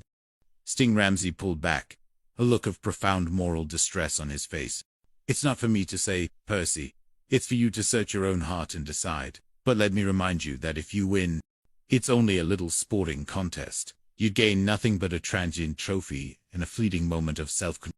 Sting leaned in again, his voice dropping to a theatrical whisper. But if Whispering Willow O'Malley wins, Percy, you will have given dignity, pride, and meaning to his life. At the moment he needs it most, as he reluctantly sets aside the uniform of his adopted country. He will carry the weight of victory back to his people. It will define him. Meanwhile, Beau Montgomery, Lancer, and Archie had been covertly listening from a nearby airlock, horror dawning on their faces. Beau, you don't think he tried a psychological tactic on Pippin, do you? Lancer whispered. I don't know, Dixon, Beau growled, but I do know he'll be trying something. The conniving snake. You think he might try to rough him up? Archie asked, worried. Or just to be on the safe side, Dixon mused. One of us better stay close to Pippin, escort him right to the race time today. He can't get into any more trouble now, not before I clean up on Ramsey's foolishness. Back in the barracks, Sting Ramsey had moved into his It's an opportunity that few of us have in our lifetime. Percy, a rare opportunity for true self. It has been written that sometimes a man can truly win by losing. Percy nodded slowly, captivated by the drama. That's what my daddy always says. Colonel, anybody can be a good winner, but it takes a lot to be a good loser. A wise man. Your father, Percy, Sting Ramsey murmured, suppressing a triumphant grin. Percy, I'm only asking you to do what's right. Must this man go back to his tribe, smarting with defeat, to be scorned and laughed at? Must he sit by the ashes of the cooking fires with the to gnaw on bones and table scraps they tossed to him, all because of your pride? Percy went. The image was too much. No, Percy, Sting Ramsey urged, his voice reaching a crescendo. By your good deed, by your generosity of spirit, will he return with head held high, feathers in the wind, to lead a long, happy, useful life for many moons to come, until at long last he goes to the happy hunting ground, and the legend of Charlie Whispering Willow O'Malley will be told with respect around the council fires for generations to come. Think it over. Son, I know it won't be easy, but I know you'll do the right thing. With a final, profound nod, Sting Ramsey turned and strode out, leaving Percy a quivering, emotionally devastated mess. We better get in there and straighten Pippin out, Lancer exclaimed, ready to burst into the barracks. Wait a minute, Dixon Beau commanded, grabbing his arm. It's not going to be that easy. If there's one thing I know, it's how Pippin's mind works. That stuff Sting Ramsey was handing him, that's just what Pippin eats up. A chance to help out a poor, deserving, unfortunate. He lives for that. Yeah, but we could explain the whole thing, Captain, Archie protested. Explain what? Finch, Beau retorted, his mind racing. That we want to clean up making bets on him. You know, Pippin and gambling, we tell him we're betting on him. He'll think we're being dishonorable. So we're back in the red again. No, Beau tapped his temple, a cunning new plan already forming. Now that we know Sting Ramsey has the race fixed, and that Pippin intends to throw it, we can ride along on his deceit, and clean up, too. Lancer and Archie exchanged confused glances. Yeah, Bo declared, his eyes gleaming with Machiavellian glee. Now, here's what you do first. Let the news leak out that Pippin is terrific. Let him spread it around just how fast he is, so some outsiders can get in on the action and bet on him. You got it, Dixon. Yeah, Captain. And then we switch over to the Indian, Bo explained, lowering his voice conspiratorially. I want all the bets we can get down by race time tomorrow. Put right smack on that noble descendant of the Red Man. That way, Pippin gets his good deed, Ramsey loses, and I get my money back. A triple victory, Pippin style. Bo Montgomery rubbed his hands together, convinced he had finally outmaneuvered Sting Ramsey and, more importantly, Pippin's innate ability to cause chaos. The Starstone encampment's running track was packed with eager spectators, both Marine personnel and various off-base visitors drawn by the rumors of a high-stakes, dramatic foot race. The air crackled with anticipation. Colonel Sterling Sting Ramsey, supremely confident. Captain Bo Montgomery stood with a fidgeting Percy Pippin. On your marks, gentlemen. The automated starter droned. Get set. Go. The two runners exploded from the starting blocks. Whispering Willow O'Malley, a seasoned and powerful runner, took an immediate lead. But Percy Pippin, all long limbs and unexpected power, quickly drew even, then surged ahead. And may the best man win, Bo muttered under his breath, a pure sportsman's veneer masking his frantic internal Keep an eye on him, Lancer. Right?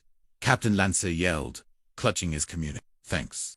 You think Pippin's going to go through with it? Archie asked nervously. Bo scowled. That's not a nice way to put it, Finch. It's an act of human kindness and self. And Pippin does a lot of them things. He does. Now, get some more dough down on the yellow bear. Lancer, he's definitely winning. The runners were already rounding the first bend. Percy was a good 10 yards ahead of Whispering Willow O'Malley, who was running powerfully but just couldn't match Percy's astounding, almost otherworldly, pace. Come on, Pippin. Let her rip, Bo cheered, trying to keep up appearances. Lancer, watching the race unfold, suddenly yelled into his community. How did he win, Captain? Pippin's in front by yards. Captain. Bo cursed under his breath. If he's just making it look good, don't worry, Lancer. He's just putting on a show. Pippin's still in front. Pippin's still ahead. Captain, Archie yelled, genuinely concerned. He's widening the gap. He's just making it look good. Finch, don't worry, Bo shouted back, his own conviction wavering. He'll tire out. The runners came past the motor pool, their strides even and powerful. Pippin's still out in front. Captain, Lancer yelled, his voice strained.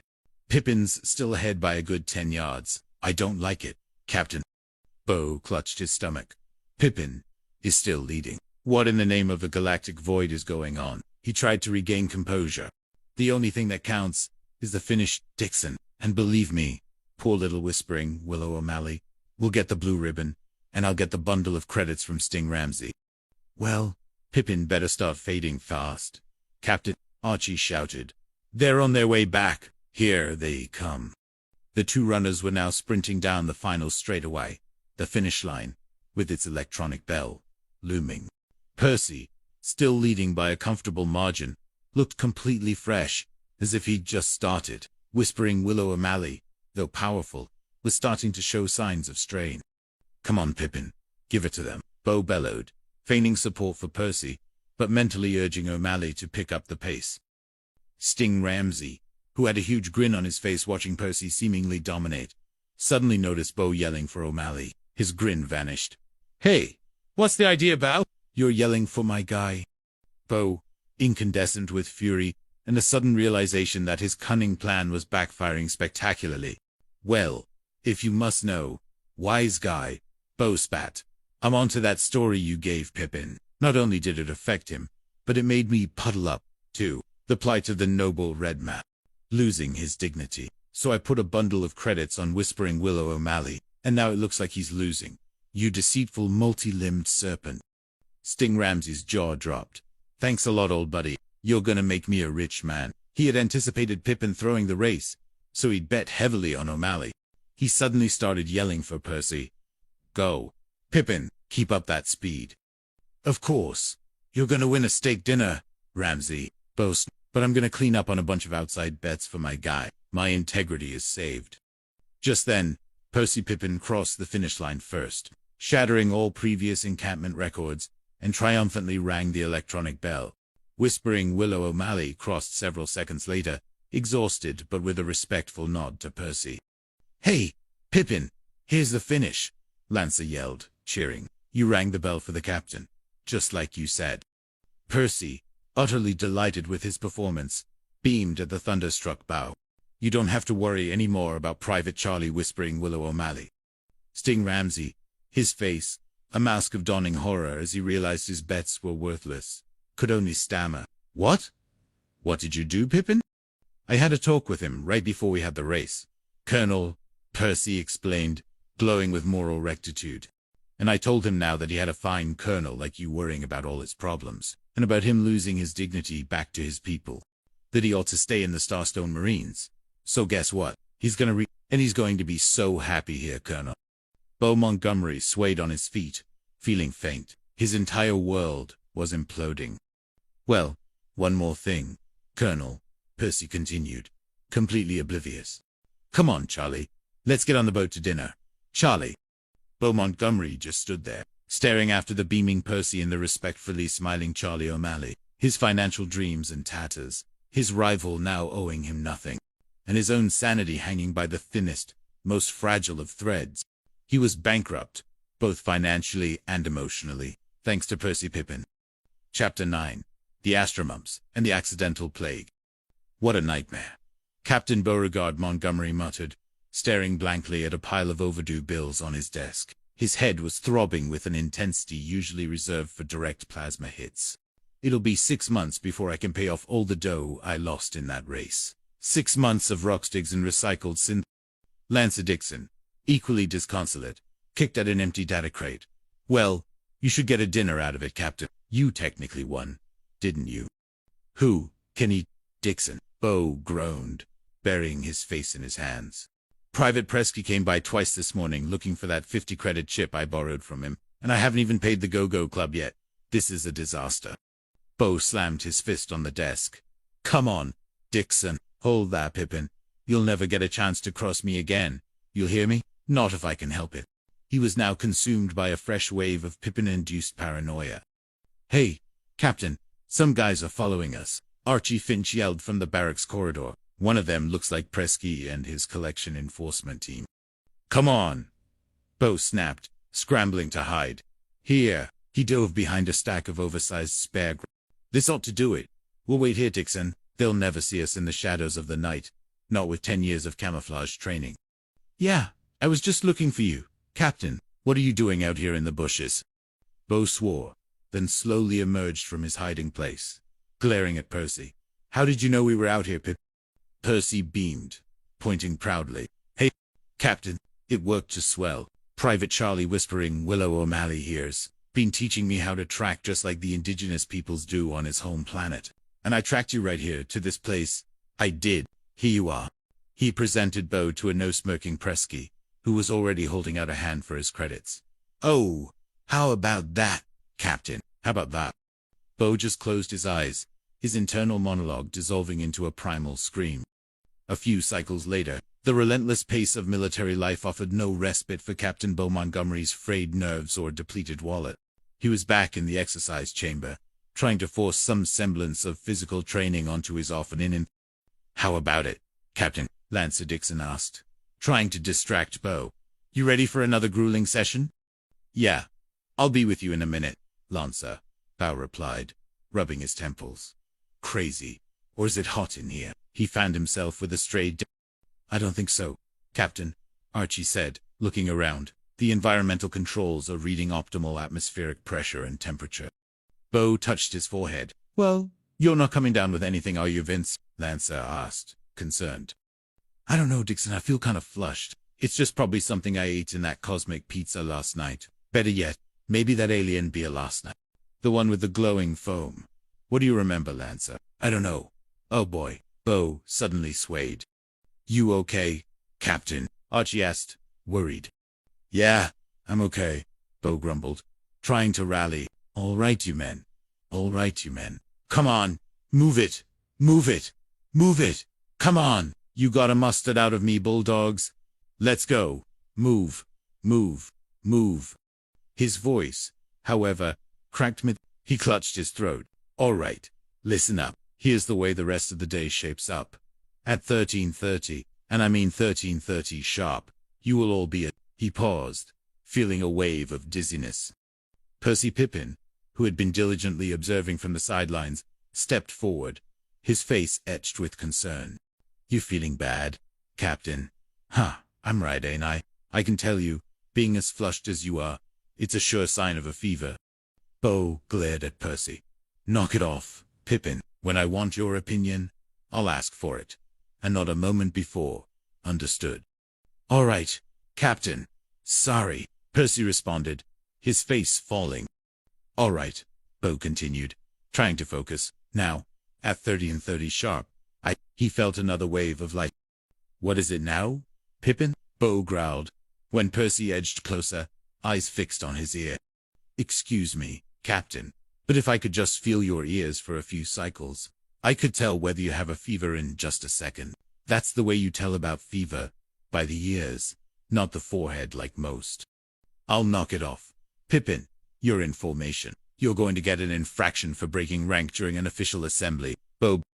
Right, Captain. Percy snapped to attention, but still craned his neck, eyeing Bo's ears with profound medical curiosity. She does look fresh, though. Don't you, Captain? Do you know what Grandma Pippin used to do for a fever? Captain, Percy began, addressing Archie, but clearly intending the information for Bo. She'd take a clove of space garlic and 2 licks of sage oil and... If I take anything, Pippin, Bo interrupted, his voice ominously low, it's gonna be that PFC stripe off your collar. You are in attention. You don't move a muscle. Not one single muscle. Do you hear me? Right, Captain, Percy snapped, rigidly straight, his ears twitching, as if straining to detect any nuance of fever. Okay, let's see. Where was I? Bo murmured, trying to remember his schedule. Now, at 13:30 sharp, you will proceed to Building G, the training simulation block. Excuse me, Captain, Percy interjected, rigid at attention, but speaking through barely parted lips. Well, I told you not to move a muscle, and no talking, Bo thundered. What is it? But I can't hear you. Captain, do you hear me, Captain? Percy spoke with a peculiar, high-pitched vocal tremor, designed, apparently, to make up for Bo's perceived inability to hear. No, Captain, not too well. I'm sorry. See, if we both can't hear you, then you're bound to be sick. Bo stared at him, bewildered. Huh, as bad as you sound. You look even worse. Don't you think he looks bad, Archie? Just look at his mouth. It's so pale. Archie, Lancer, and Elmo all looked genuinely concerned. Captain, maybe you ought to check in at the healing citadel to make sure. Huh, Lancer suggested. I'll take over here. About. Bo felt a new wave of faintness. Yeah, maybe you're right, Lancer. I'm feeling worse by the minute. Yeah, I'll be back as soon as I can. He started to walk off, holding his head. It's for the best, Captain. It really is. Percy called after him. Just ask them to feel your ears and see if that doesn't. Pipping, Bo's distant roar echoed down the corridor. Captain Bo Montgomery checked into the healing citadel, convinced he had a nasty case of interstellar flu. He settled into his private room, luxuriating in the silence. It was a vacation, albeit an involuntary one. I hope there ain't nothing serious, Captain, Percy said to Archie later, genuinely worried. Archie shook his head. Don't worry about it, Pippin. He'll be fine. Just a nasty bug. But he does look bad. Archie, Percy insisted, a solemn expression on his face. He looks just like my Aunt Serena did the cycle she went down to have her ear implants replaced. Pippin, Archie yelled, feeling a strange surge of Bo's familiar exasperation. Just go about your duties. The captain will be fine. Several cycles later, Percy was still making regular, unsolicited visits to the healing citadel, much to Bo's chagrin. One afternoon, he found Archie near Bo's now isolated room. Excuse me, Corporal Dixon? Percy asked.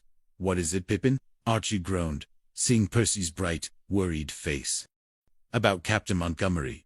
Have you heard anything yet? Has the doctor updated his charts?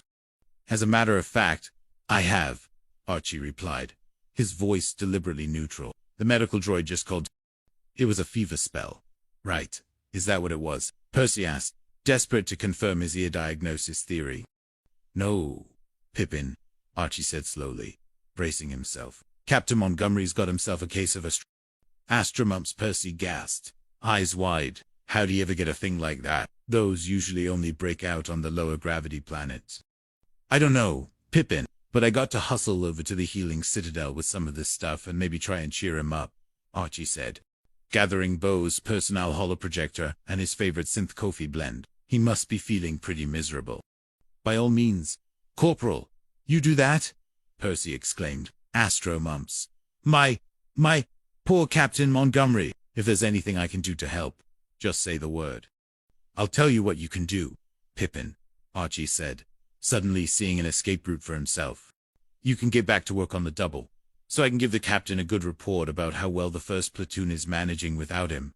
Okay, he'll love that. Yes, sir. Tell Captain Montgomery not to worry. Percy saluted smartly. Everything will be raked up real nice. I'll see to it myself. And be sure and tell the captain my deepest best wishes. Tell him it seems like he's been gone for days instead of just hours. I miss his booming voice. I do. I'll see that Captain Montgomery gets all your heartfelt messages. Pippin, Archie muttered, and hurried off, eager to deliver the news about Bo's diagnosis. At the healing citadel, Archie approached Bo's isolation room, pausing at the security scanner. A chirpy medical droid appeared. You can't go in there. If you want to talk to him, go around this way and use the communit by the viewing window. Yes, ma'am, Archie sighed, accustomed to the protocol. And don't stay too long. I won't. I'll just be a minute. It's imperative. He asked for these items. Hi, Vince. Archie greeted Bo, who was lying in bed, hooked up to a few diagnostic monitors. I brought some of your stuff over. Bo, however, looked surprisingly chipper. He was relaxing with a book. Hey, Archie, you don't look too unhappy. I'm not, Bo declared, grinning. In fact, you look like you're enjoying yourself. Is this what Astromumps does to you? I am, Archie. Bo laughed, a genuinely hearty sound that hadn't been heard from him in weeks. I'm enjoying the Astromumps immensely. Well, let me put it to you this way, Archie. If you had your choice between a 1 atmospheric temperature with Percy Pippin hovering over you, and a normal temperature with no Percy Pippin anywhere in sight, which would you take? Archie nodded knowingly. I see what you mean, Captain. It's a vacation away from Pippin, so you have to pay for it with a little fever. I may even write a book, Bo declared. Astromumps can be fun. I'm thinking of a serialized How long are you going to be in? Do you know, Cap? Archie asked, genuinely curious. Not long enough, Archie Bo sighed, still smiling. If I'm lucky, I'll catch something else and continue the vacation for several more stellar cycles, perhaps a rare orbital virus. I saw Pippin just before I came here, Captain, Archie said. He wanted me to give you his best wishes. You want to hear what he said? Please, Archie, not while I'm Bo groaned, his eyes flicking open. Just the sound of his name can raise my internal temperature. Archie paused. He said you were the best, and he misses your booming voice terribly. He even said your platoon misses you, Captain. Bo rolled his eyes. Great. I think my temperature just went up 2 degrees. The psychological effect of that Marine. Well, I'd better be getting back, Captain Archie said, rising. Take it easy, Vince. Oh, I will. Archie, Bo replied, waving languidly from his bed, completely at peace. The peace, however, was short. A rustling sound at the viewing window made Bo's eyes snap open. Captain, are you awake? Percy's cheerful voice, magnified slightly by the communit, broke the serene silence. What is it, Pippin? Bo barked, his eyes wide with a familiar horror. It's me, Percival. How did you get in here? I walked in, Captain. There wasn't anybody at the front desk, so I figured it's all right to be right here by the door. Well, it ain't all right, Pippin. Go on. Get out of here. This minute. This second. Pippin. Can't you read signs? I'm in quarantine. I've got the astromumps. Even a knucklehead like you should know what that means. It's highly contagious. Oh, don't you worry about me, Percy chirped, completely undeterred. I never do catch anything. My constitution is like that of an unbreakable meteor. My immune system is genetically fortified on Hickenlooper Prime. All I know is you better get out of here, Pippin. Fast. On the double, Bo roared, practically leaping out of bed. Yes, sir. I know just how you feel, Captain, Percy said, completely misinterpreting Bo's rage. I know how awful a person can get when they're sick as you. That's the reason I brought you these treats. Grandma Pippin's special multi-fiber snack bars. Percy pushed a tray towards the viewing window. Well, you should have left them outside, Pippin, Bo seethed. Now, just drop them and get out of here. They could be contaminated. Oh, no! Captain, these are my favorite, Percy insisted. You just see how they brighten up your room, and I brought you this hollow book. Captain, up the Yellowstone with rod and reel. A space salmon fishing extravaganza. It's all about salmon. It is. Out, out, out, out, out, Pippin, Bo screamed, pointing frantically at the door, scattering the snack bars. Yes, Captain. Percy retreated slightly. Oh, and now these can't hurt you on account of their old fruit centers. Captain. Pippin, get out of here. Bo was at the window, slamming his hand against the glass. Just get out. Keep your chin up. Captain, the main thing is to get plenty of rest and don't let nothing excite you. Percy called cheerfully as he finally made his departure, leaving a bewildered and apoplectic Bo Montgomery staring after him. 3 cycles later, Bo was still in isolation, his astromumps persisting, a convenient shield against the constant barrage of Pippin-induced chaos. But out in the barracks, things were beginning to get a little tense. Excuse-me, Corporal Dixon, Percy asked, approaching Lancer, who was trying to catch up on Bo's paperwork. Not again, Pippin, Lancer groaned, dropping his date. I know you're busy trying to catch up on your reports and everything, but you were just wondering how Captain Montgomery is making out, right? What is it this time? Well, golly, it's been 3 days, Captain. Horrible, Percy corrected himself. That's right, Pippin, Lancer said, rubbing his temples. Like I said yesterday and the day before, he's doing fine. Just fine. Now get out of here. I have too much paperwork to deal with. I sure am glad to hear that, Percy chirped. As a matter of fact, he's due out of the healing citadel tomorrow morning. Lancer stared at him, hopeful. Tomorrow morning. Really? Yeah, not a minute too soon as far as I'm concerned. Pippin Lancer muttered, half to himself. This paperwork is driving me mad. Good. Percy beamed. Well, I would be glad to see him. I would. It's not that you're not doing a fine job in this place. Corporal, you are doing real fine. It's just that, well, you're not, Captain Montgomery. But then, who is? Nobody has his authoritative stride, his command presence, his ability to tell off multi-limbed grifters with such grace. Get back to work on the floor, buffers. Pippin, Lancer growled, his own patience worn to a thin membrane. I got a lot of work to do. Right, Corporal, you wouldn't be bothering you, Percy said, as he moved away, then paused. I'm begging your pardon, but do you feel all right, Corporal Dixon? Yeah, I'm fine. Pippin, Lancer snapped. Just a little beat, maybe. The paperwork, you know? I guess that's it, Percy announced with conviction. That's what? Lancer asked, annoyed. The reason you look so flushed, Corporal Dixon, Percy declared. Not feverish, mind you. Just flushed. Yeah, and I could tell a lot better if I could feel your ears. No, Pippin, Lancer exclaimed, slapping away Percy's reaching hand.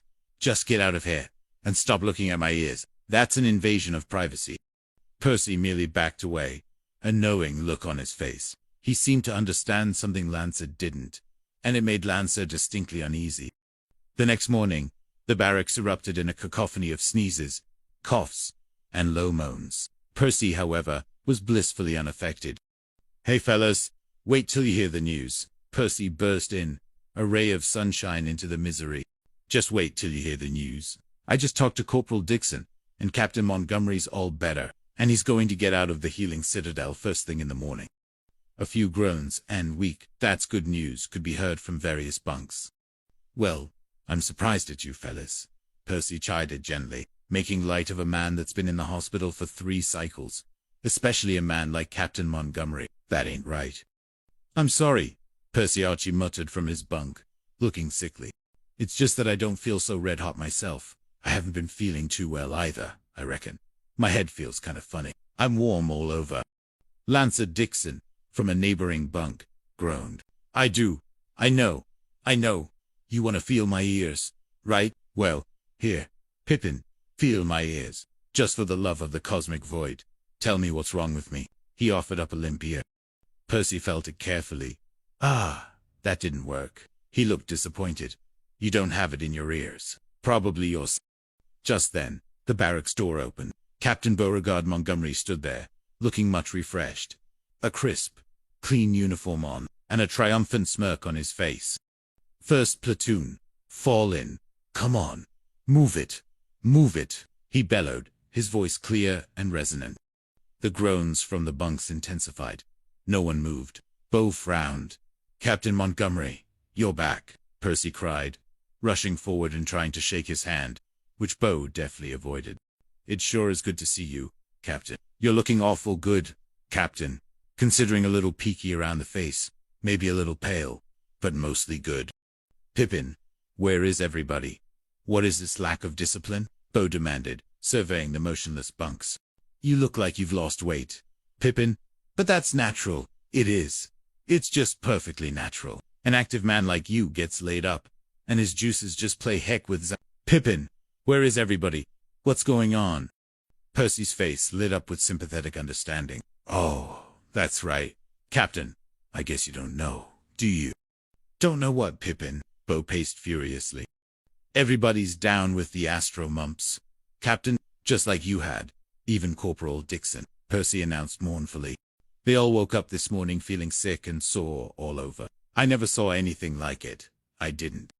Beau froze, a profound, sickening realization dawning on him. The handshakes, the purposeful exposure, his own devilishly clever scheme. So that's what all the excitement was about. Beau muttered, his voice barely a whisper. They must have been checking in when I was checking out. That conniving little reptilian part of my brain. It's all gone wrong.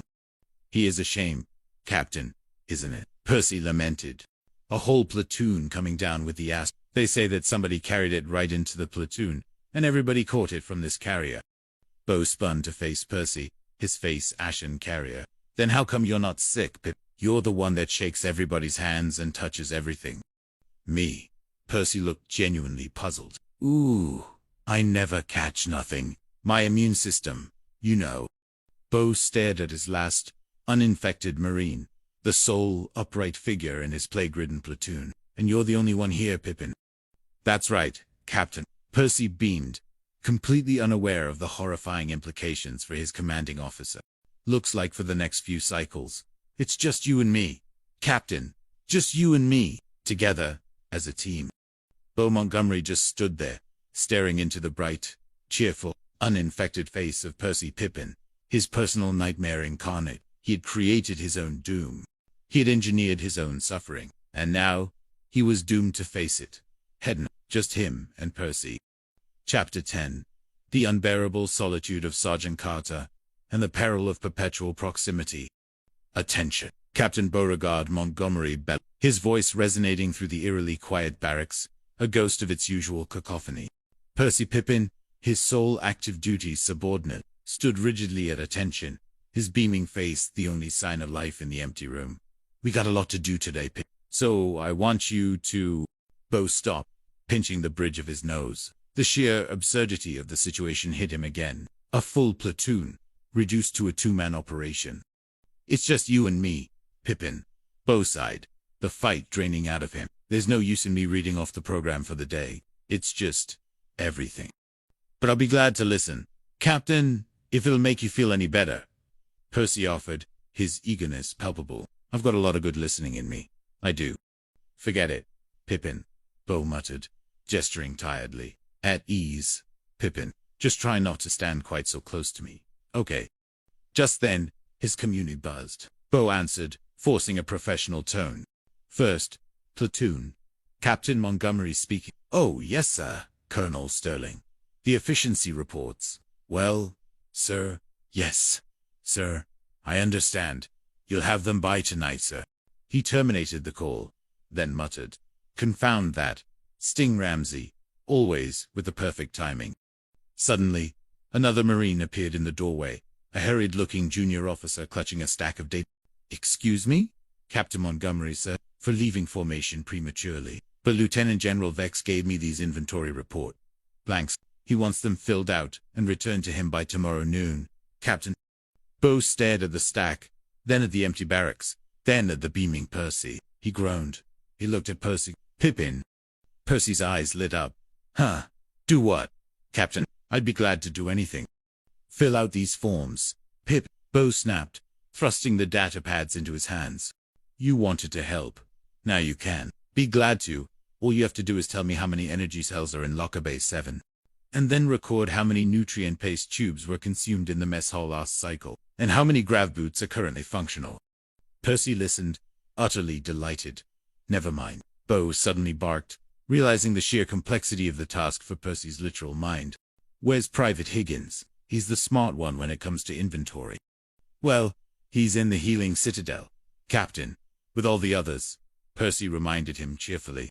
Don't you remember? He's got a very bad case of the astro mumps, too. Not as bad as Corporal Dixon's, mind you. He's barely coherent. Bo let out a frustrated growl. I'll get it, Pippin! I'll get it done myself. Just get out of my office and don't make me any more inventories. Percy, however, had already reached the barracks intercom system. So, get it. Captain. Big deal. First, Platoon PFC. Percival Pippin speaking for Captain Montgomery. Yes, ma'am. I sure will. Thank you for calling. Bye. He turned back to Bo. That was Lieutenant Klinger, over in the healing citadel. Captain, she's missing some of Corporal Dixon's personal medical records. 3rd drawer. Right in the front. That's where they always keep the records of the most rambunctious recruits, she said. Bo slapped his forehead. Right, Pippin. Get those medical records to the healing citadel, and make sure she finds them. Now, I'll take it over there myself, if it's okay, Captain. Percy offered enthusiastically. I'd be more than happy to. Take him over. Take him over. Just go, Bo commanded, waving his hands frantically. Right, Captain. It's a pleasure. Percy saluted, grabbing the community. Anything I can ever do to help you out. It's always a pleasure. Especially now that you're so hard-pressed with the whole platoon out sick. I just want to be of use. Percy paused at a doorway, a thoughtful expression on his face. And, Captain... Yeah, Pippin, Bo growled, already feeling a migraine forming. I just want you to know how thrilled I am to be working so close to you, Percy said, his voice brimming with sincere admiration. Yeah, I've learned a lot from you already, but not half as much as I'm going to learn for the rest of this cycle. What with you and me, and being all alone together like we are. Bo stared at Percy, the terrifying implication of Percy's enthusiasm washing over him. Alone. For an entire cycle. With Pip, he felt a cold dread settle in his stomach. Okay, Pippin. Okay. I get the message. Now get going. I got some real, honest-to-goodness work to do now. Not this inventory nonsense. Right, Captain? Percy chirped. And don't you worry, Captain. I'll be back to help you out before you know it. From now on, it's just you and me. Side to side. We're a team. Captain. He practically skipped out of the barracks. Bo sank into his chair, rubbing his face with both hands. Go, Pippin. Just go and stay gone for a bit. I need to regroup. I need to formulate a survival plan. Later, in the almost empty mess hall, Captain Bo Montgomery was glumly stirring a bowl of recycled algae slurry, his usual robust appetite completely gone. He was contemplating the existential dread of being the sole officer overseeing an incapacitated platoon. Captain, can I borrow the Percy's voice suddenly boomed from across the vast, empty hall.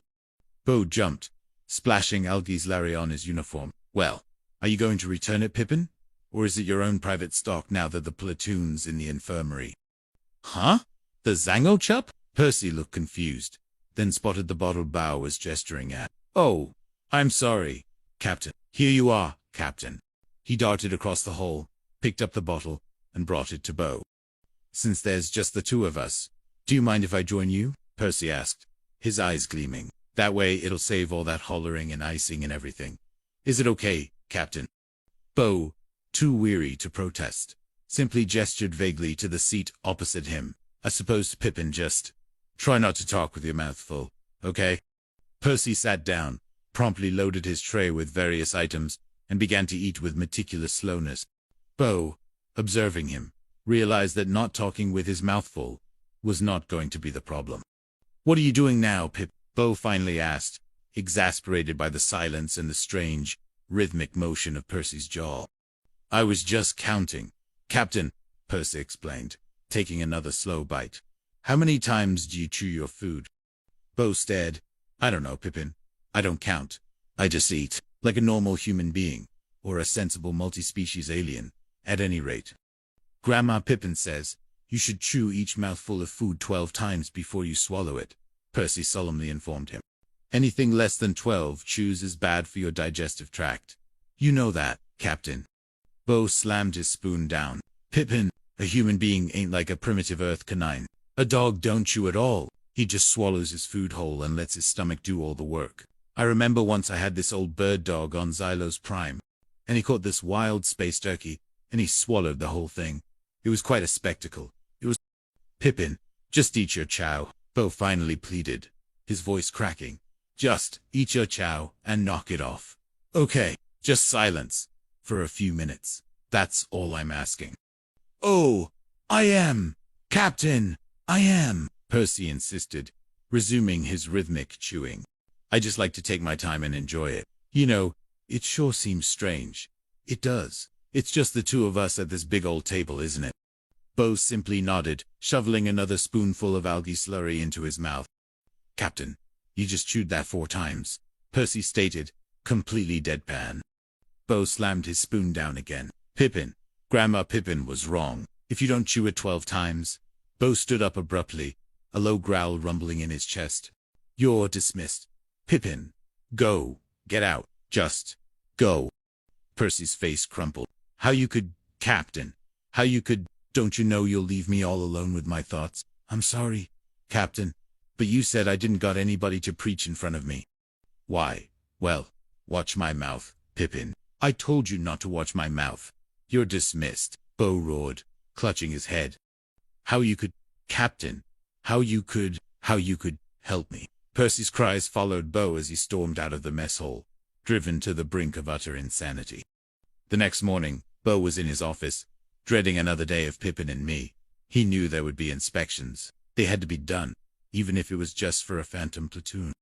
"Well, tell him I'm ready for inspection, sir," Bo grumbled to the empty room.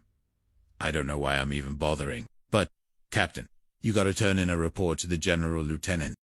Percy, standing stiffly at the entrance of Bo's office, repeated it, as if announcing it to the world. "All right, Captain. All right, it's okay, Pippin." Bo waved him in, resignation clear on his face. Bo then proceeded to inspect the empty barracks locker, methodically checking the non-existent items, muttering directives to an invisible platoon. Percy followed behind him, a mere image, nodding at every word, confirming every detail with an earnest hum.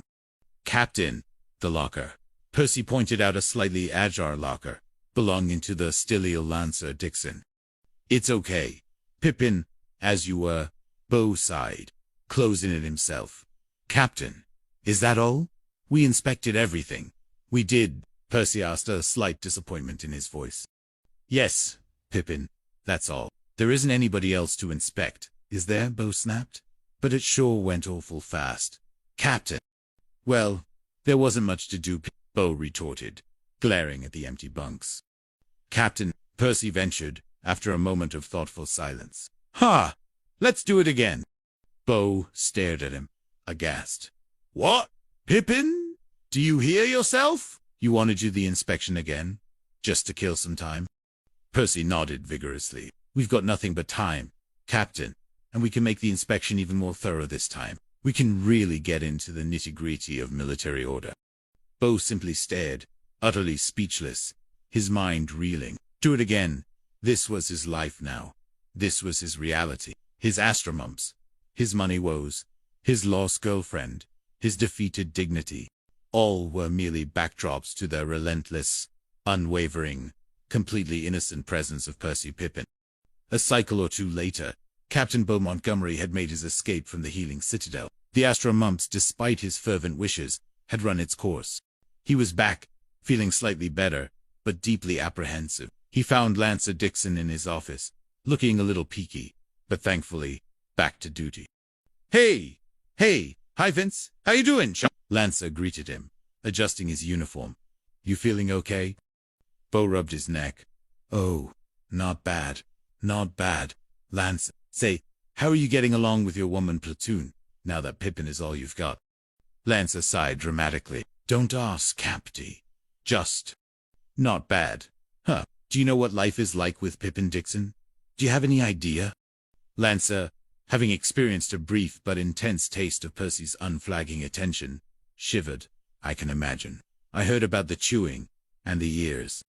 It's worse than a horror movie, Lancer, Bo declared, his voice rising in an agitated crescendo. Every move I make, there he is, sticking to me like a multi-limbed galactic slug sticks to a plate of honey.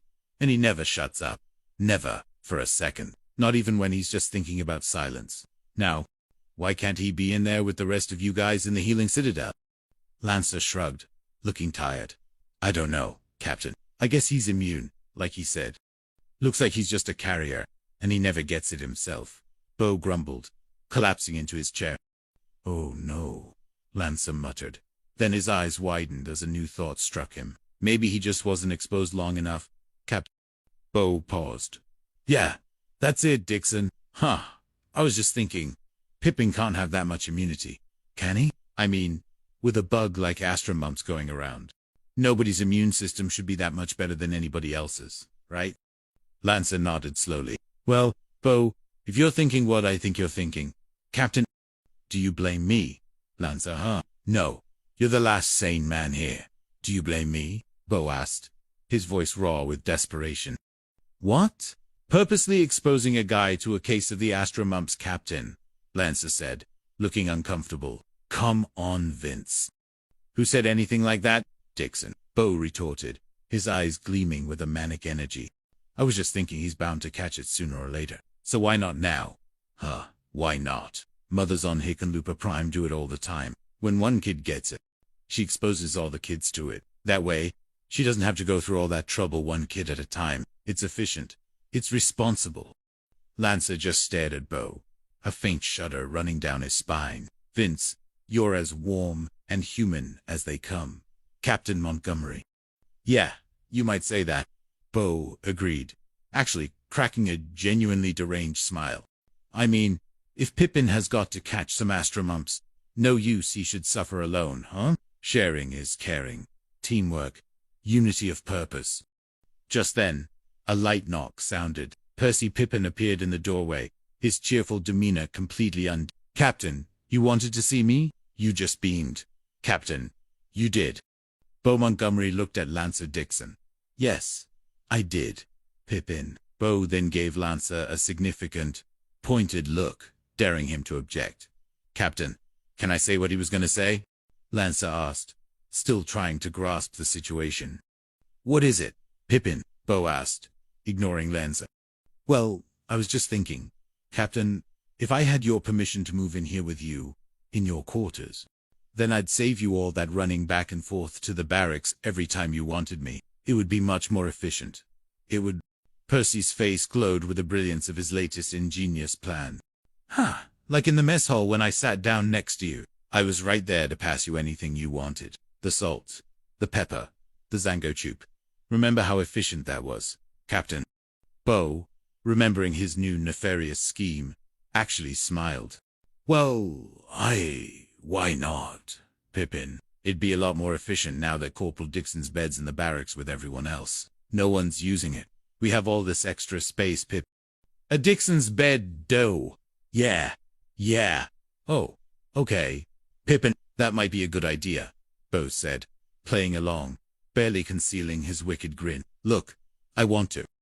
Oh, thank you, Captain, Percy interrupted, practically vibrating with excitement. I just knew you got the idea, Captain. No, I think it's just great.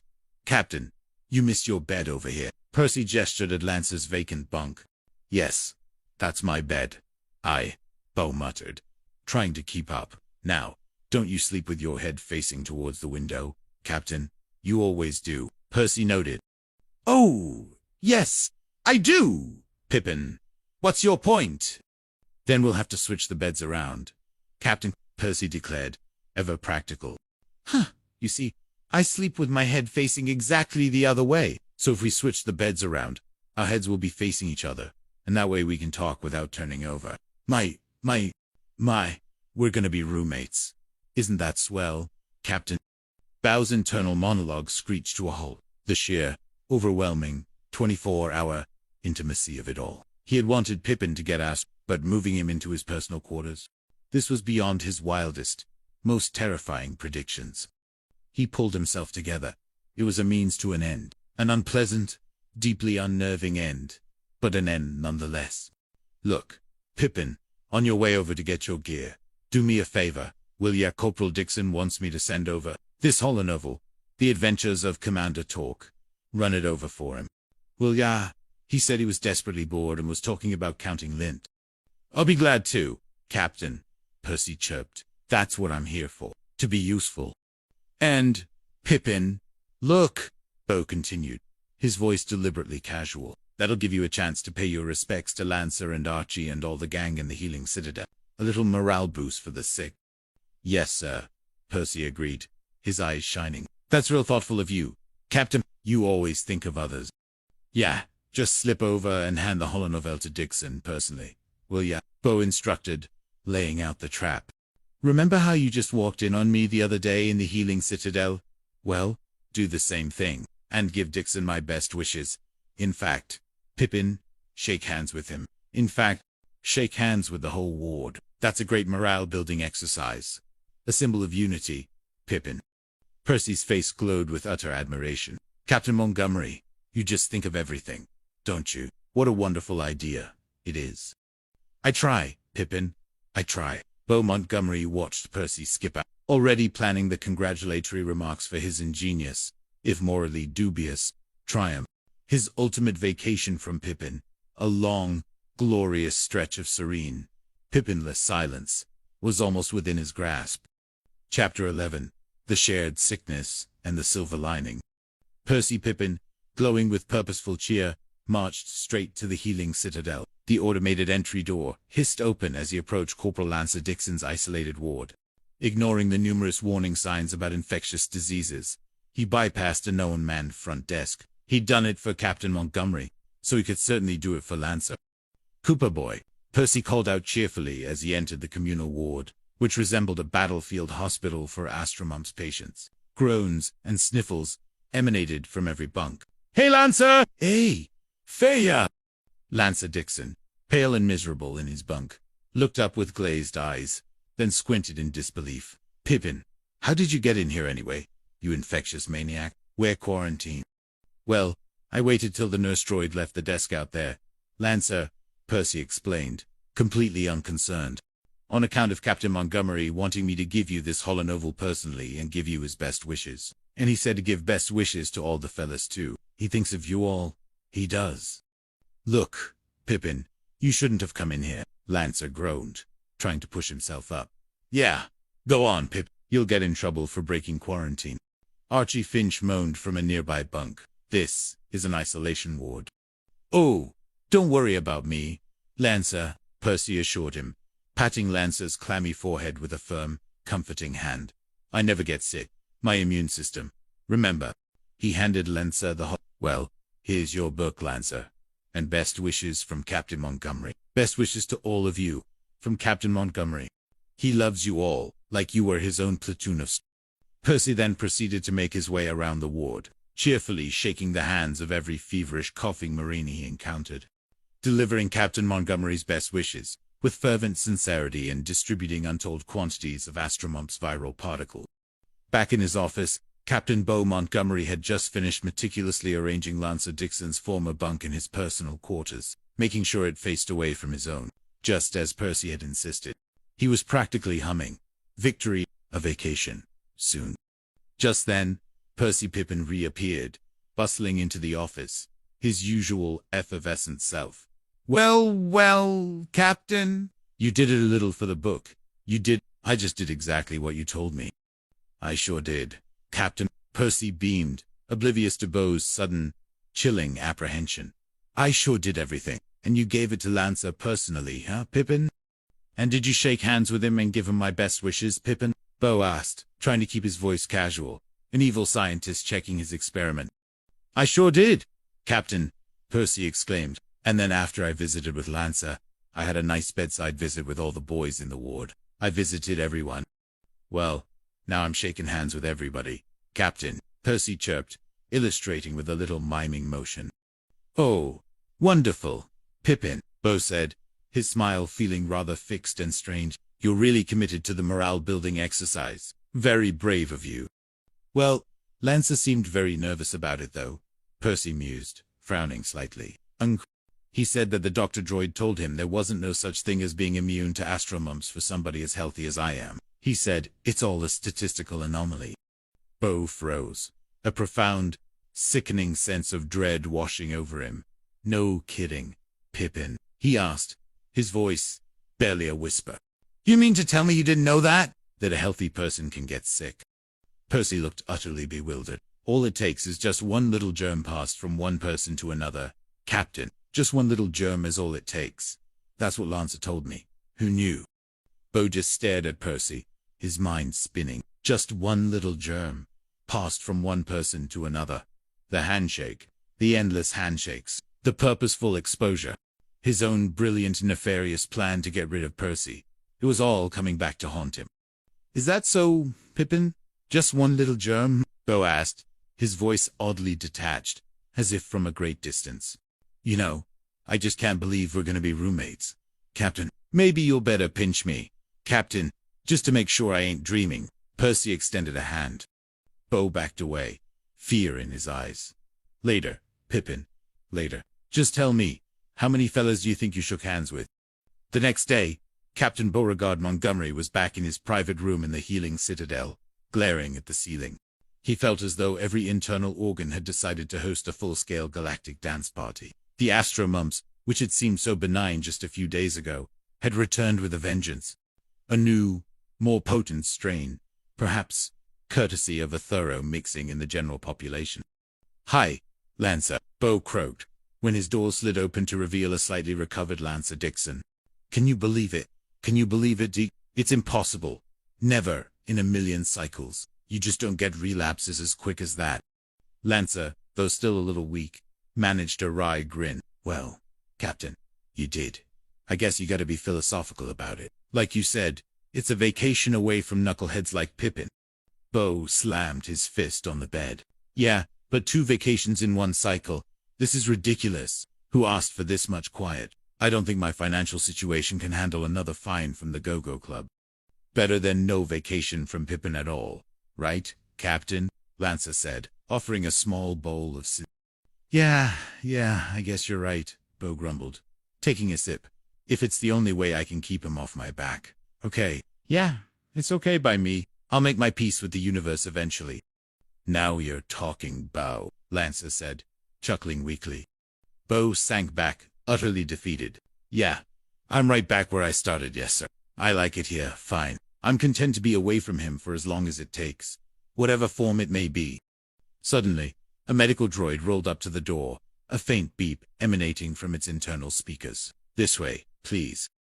Bo Montgomery, who was barely managing a peaceful sigh, felt his heart plunge into the deepest abyss of despair he'd ever known. He braced himself, a cold premonition gripping him. And then, Percy Pippin, looking pale but utterly resolute, walked into his private healing citadel room, clutching a small duffel bag. Pippin. Hey, Captain Montgomery, Percy greeted him cheerfully. Pippin. What are you doing here, Pippin? You're supposed to be in the healing citadel, in isolation. Bo practically shrieked, a high-pitched sound of pure terror escaping him. That's the surprise, Captain, Percy announced, a proud grin lighting up his feverish face.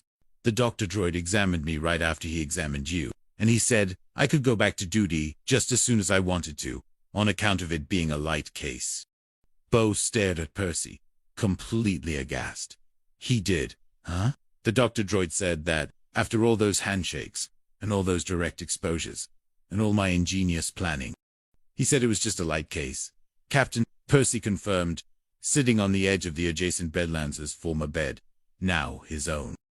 Bo Montgomery, lying in his sickbed, closed his eyes. His plans, his sanity, his brief moment of quiet solitude all were shattered.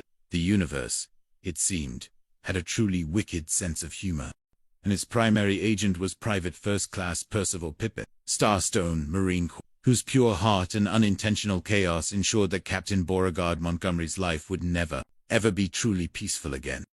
"Captain," Percy chirped, making himself comfortable. "Hey, I was just thinking right here while you were in the healing citadel. At your back. I'll be sickened to no dry pain. You just point. Captain, I'll be here whenever you want. Always." He clasped his hands, eyes shining with adoration. "Thank you, Captain. Thank you, Captain. It's going to be the most productive cycle ever. You'll see." Beau Montgomery did not open his eyes. He merely groaned, a deep, guttural sound that encapsulated the entirety of his suffering. His vacation, his grand plan, his hopes for tranquility, all utterly and definitively doomed. He was, quite simply, in the worst possible place, with the worst possible roommate, in the entire galaxy. He was stuck with Percy. For eternity, or at least, until the astro mumps ran its agonizing, extended course for the second time, and probably a third, just to be safe. Model 118A. Thinking. Auto. Expand to view model thoughts. Chevron _ right. Percival Pippin. Chapter 1. The Perils of Payday and Planetary Pleasures. A moon so barren it made even the most austere training simulations feel lush by comparison. Yet, despite the unforgiving environment, a palpable current of anticipation crackled through the complex this morning. It was credit disbursement cycle, a universally acknowledged pause in the relentless, mechanical hum of military vigilance. A sacred temporal anomaly carved out of the perpetual grind of interplanetary defense. For the battle-hardened, discipline-forged men and the diverse array of multi-species personnel comprising the Starstone Marine Corps, this meant one immutable truth. The brief, blissful illusion of freedom. Freedom from rigid regulations, from the ceaseless, mind-numbing repetition of combat drills, from the soul-crushing routine of simulated hostile alien encounters, and, most profoundly, from the surprisingly potent aroma and indistinguishable taste of the recycled, nutrient paste that constituted their daily sustenance rations. But for Captain Beauregard Beau Montgomery, the beleaguered commanding officer of the 1st Platoon, almost hypnotic thrumshim whoosh, emanating from the automated pay kiosks, was not a herald of relaxation. No, to Beau's exquisitely stressed nerves, it was a dire, piercing warning, a sinister overture to an inevitable symphony of chaos. It signaled the monthly, irreversible unleashing of his carefully, yet ineffectively, trained charges into Cosmic Crucible City. This sprawling, neon-drenched metropolis, tethered to a nearby asteroid and pulsating with 1,000 illicit pleasures, was universally acknowledged as the sector's most vibrant, yet undeniably dangerous, interstellar hub of planetary pleasures. Beau knew with a cold, almost sickening certainty that his already towering mountain of administrative reports, meticulously detailing everything from perpetually malfunctioning grav boots to dangerously creative instances of unsanctioned asteroid boat consumption, from accidental plasma discharges to mysterious disappearances of mess hall cutlery would, by the end of the solar cycle, only grow exponentially taller. These new reports would be weighted down by a fresh wave of skirmishes, charges of public indecency involving exotic bioluminescent flora, and inevitably, an alarming proliferation of new, creatively engineered financial debacles that would haunt his budget projections for stellar cycles to come. Beau sat slumped at his regulation-issued Durasteel desk, a beacon of almost comical authority in his Spartan, perpetually dusty office. The metallic temps of ozone from the overworked air purifiers mingled with the faint, unsettling aroma of recycled synthetic fibers in his uniform. His fingers, calloused from years of energy weapon maintenance, and currently aggravated by the incessant, frenetic inputting of data into holographic interfaces, danced across the glowing panels. He was engaged in a desperate, last-ditch effort to clear their digital backlog before Cosmic Crucible City, with its intoxicating siren song of dubious entertainment and even more dubious merchandise, began its planetary gravitational pull on his unsuspecting men, drawing them like moth creatures to a supernova. Each blinking indicator light on his console seemed to mock his futile, almost heroic attempts to achieve some semblance of administrative solvency. Beau adjusted his ocular implants, willing away a nascent headache that felt like a tiny fusion reactor throbbing behind his eyes. He had a premonition of pain, a deep, unsettling hum in his very bones. A light, crisp knock, followed by a theatrical, almost precisely timed, pause, echoed from his office portal. Bo suppressed a sigh so profound it rattled the synth of the bindings on his reports. Here it came, the beginning of the end. Yet again. "Enter," he barked, his voice rough and hoarse, accustomed to cutting through atmospheric turbulence, through battlefield chatter, and more recently, through his own muttered invectives at inanimate objects. Lancy Corporal Lancer Dixon, recruit who slicked back, iridescent hair seemed to defy the very laws of gravity, strode, or rather, sapped, with a predatory, silent grace, to attention. Hailing from the neon-drenched urban sprawl of Iridia, Lancer possessed an inherent, almost arrogant self-assurance that usually Bo found intensely irritating. But today, it simply registered as another ominous signifier. Lancer's reptilian pupils, usually shimmering with an opportunistic, avaricious gleam, narrowed slightly as he met Bo's tired, bloodshot gaze, as if already assessing the captain's vulnerability. Lance Corporal Dixon, Lancer, requesting pay disbursement, 67 credits. Captain Lancer announced, his voice smooth and confident, almost like the drone of a well-oiled illicit cargo shuttle. He presented his data chip with an exaggerated flourish, sliding it across the desk with a theatrical click. Bo's fingers, now moving with a weary, practiced efficiency that spoke of countless previous credit disbursement cycles, initiated the electronic transfer. The automated kiosk unit embedded in his desk emitted its characteristic digital a sound that, to Bo's ears, had taken on the somber, almost ceremonial resonance of a small funeral toll for Lance's freshly acquired credits. He could already visualize them, a vibrant stream of digital currency, dissolving instantaneously into the eager, nefarious hands of a low-grade smuggler. Or perhaps a multi-limbed grifter hawking genuine void whale oil guaranteed to restore lost grav drive functionality. Or maybe even worse, a high-stakes sabacc game with an auspiciously lucky droid. "Don't spend it all in one sector," Dixon Bo advised, his voice flat, devoid of any real hope. His eyes, though weary, were stern. "And remember the recently enforced curfew on the Astrohaven Borough docks. The sector governor, in a surprising fit of legislative competence, has issued a new, highly stringent mandate clamping down on interspecies skirmishes, especially those involving the notoriously belligerent Zargonian. Their temperaments, as you well know, are notoriously volatile, particularly after ingesting too much fermented plasmel and having their cranial crests insulted." Lance's already wide grin widened further, a flash of bioluminescent dental work briefly illuminating the dim office like a tiny, celebratory aurora. "Wouldn't dream of it, Captain. My evening plans are purely educational. Just a quiet evening of cultural exchange. Perhaps some ethnographic observation in the outer boroughs. And a taste of some highly authentic, indigenous delicacies, for purely research purposes. Of course," he winked, conspiratorially, a gesture that, as always, was completely lost on Bo, who merely grunted in dismissive agreement.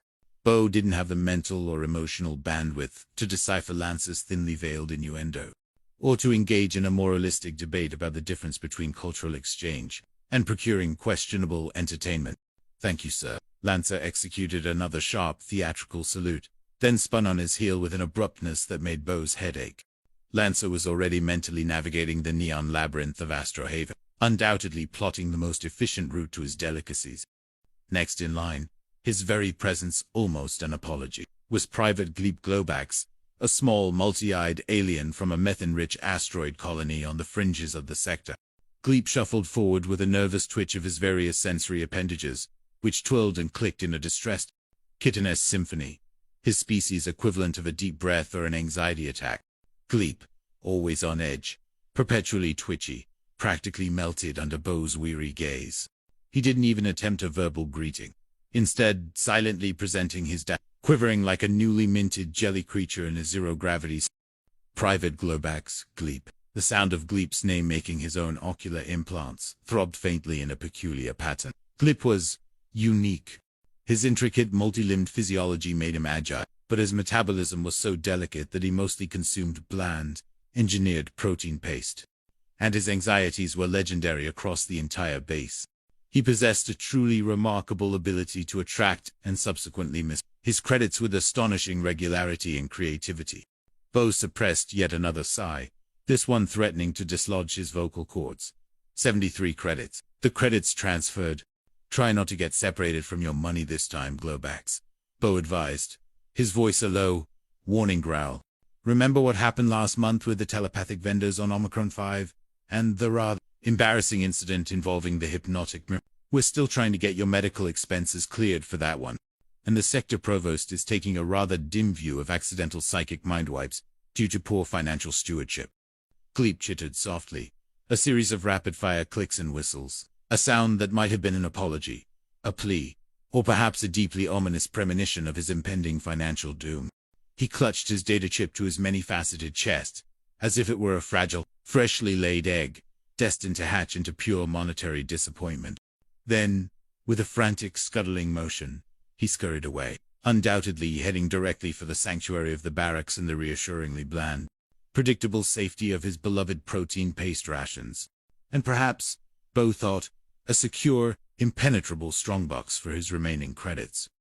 And then, as if summoned by Bo's deepest, most primal fear of boundless, untainted in a sense, a fear that regularly warred with his military pragmatism, he appeared. A shuffling, slightly loping gait that somehow still conveyed earnest purpose. An eager, openly trusting face framed by slightly too long, unruly dark hair that seemed perpetually, as if perpetually swept by an unseen cosmic breeze. And eyes, wide and perpetually guileless, that held the unblinking optimism of a newly hatched space lark on its very first solar cycle. This was Private, First Class, Percy Pip, hailing from the quaint, perpetually agrarian planetoid of Hickenlooper Prime.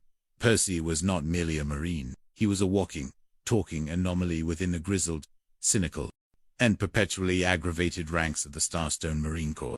He was the perpetual fount of unshakable sunshine, an unstoppable force of utterly guileless optimism, and, not coincidentally, the singular, most profound source of Captain Beauregard Montgomery's rapidly graying hair, increasingly prominent forehead wrinkles, and swiftly escalating blood pressure.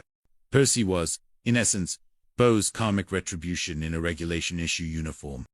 PFC Pippin, Percival, requesting pay Percy saluted with an almost theatrical flourish, a joyous little bob that suggested his grav boots barely touched the polished deck plates. His grin, wide and utterly infectious, stretched from ear to ear, reflecting the harsh fluorescent overhead lights in a dazzling display of pure, uncomplicated happiness.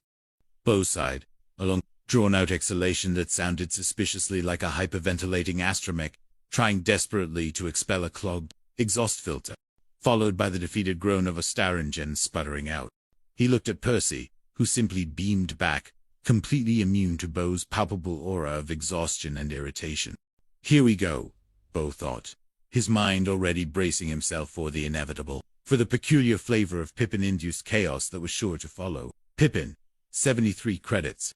Bo managed to articulate, his voice an almost imperceptible croak. He initiated the funds transfer with a heavy heart, watching the digital numbers whir, knowing this was just the prologue. Here you are. Percy didn't immediately turn to leave. Instead, his expansive grin softened, becoming even more disarmingly earnest. His eyes, naturally wide, now stretched even wider, reminiscent of twin supernova remnants observed from a safe distance. They clouded with a strange, almost profound sincerity. He clutched his newly loaded data chip to his chest, seemingly lost in thought, his brows furrowed in a charmingly perplexed expression. "Sir," he began, his voice imbued with a touching, almost spiritual sincerity, as if divulging a deeply held truth. "I hope you don't mind my saying so. I truly hope you don't. But I just can't get over it. Captain, I really can't get over it. I truly can't, sir." He shook his head, a gesture of profound bewilderment. "Month after month, you stand right here, right in this very office, looking quite sharp, even when stressed. And you hand me all these wonderful credits for something I just truly love doing. It hardly feels like work at all. It really doesn't. Captain, it feels more like, well, it feels more like a hobby. Almost, or like getting paid for having fun.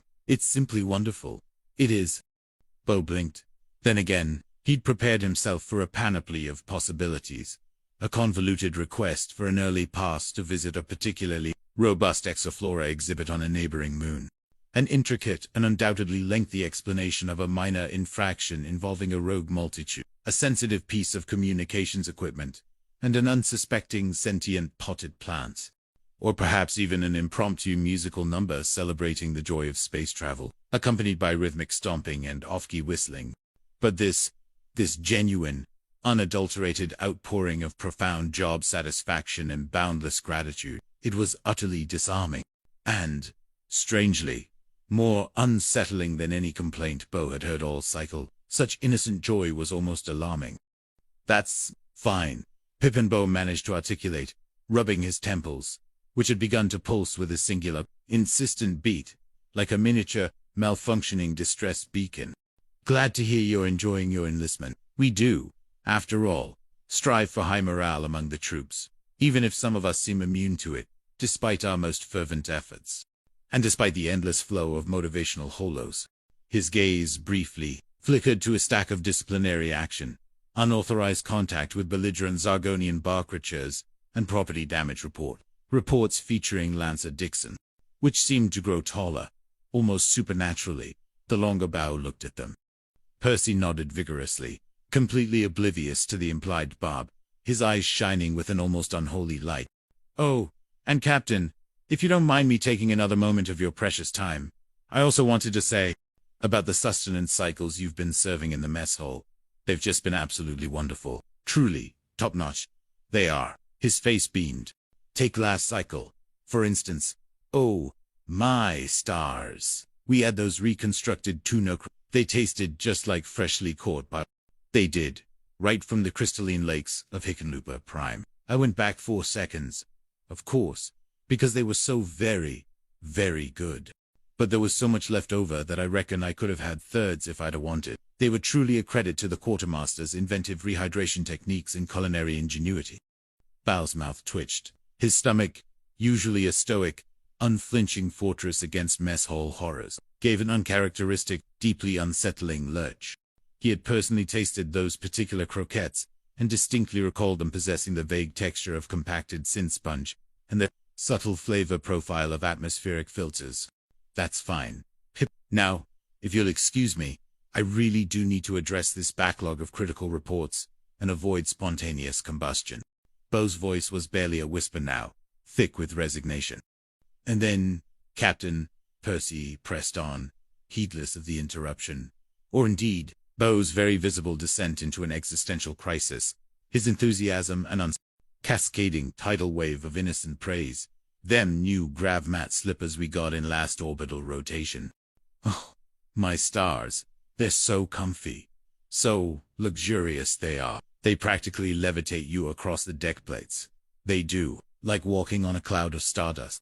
If I was staying at the finest orbital resort in this sector, the one with the diamond-encrusted meteor showers, and the cocktail lounges, and the personal fusion spa, I couldn't ask for any better. I truly couldn't. Not even a single grav mat slipper could be improved upon. They're that perfect." Bo, now feeling a faint, high-pitched ringing in his ears, like the distant cry of an enraged space, merely managed to produce a strangled sound that might have been a gasp, desperate yell. He pressed his palms to his ocular implants, trying to banish the vision of unending perfection and praise. "Good, Pippin! Good next!" He practically bellowed the last word, his voice cracking slightly, desperate to stem the torrent of innocent praise before it utterly choked him, metaphorically, physically, and spiritually. He envisioned himself drowning in a sea of positive feedback. "Well, Captain, I can see you're terribly busy. You truly are, sir," Percy chirped, finally, taking the broadest possible hint Bo could possibly offer. He executed another perfectly jaunty, almost bouncing, salute, completely lacking any hint of irony. "So, I'll see you next cycle. You have yourself a most productive credit disbursement cycle. You hear?"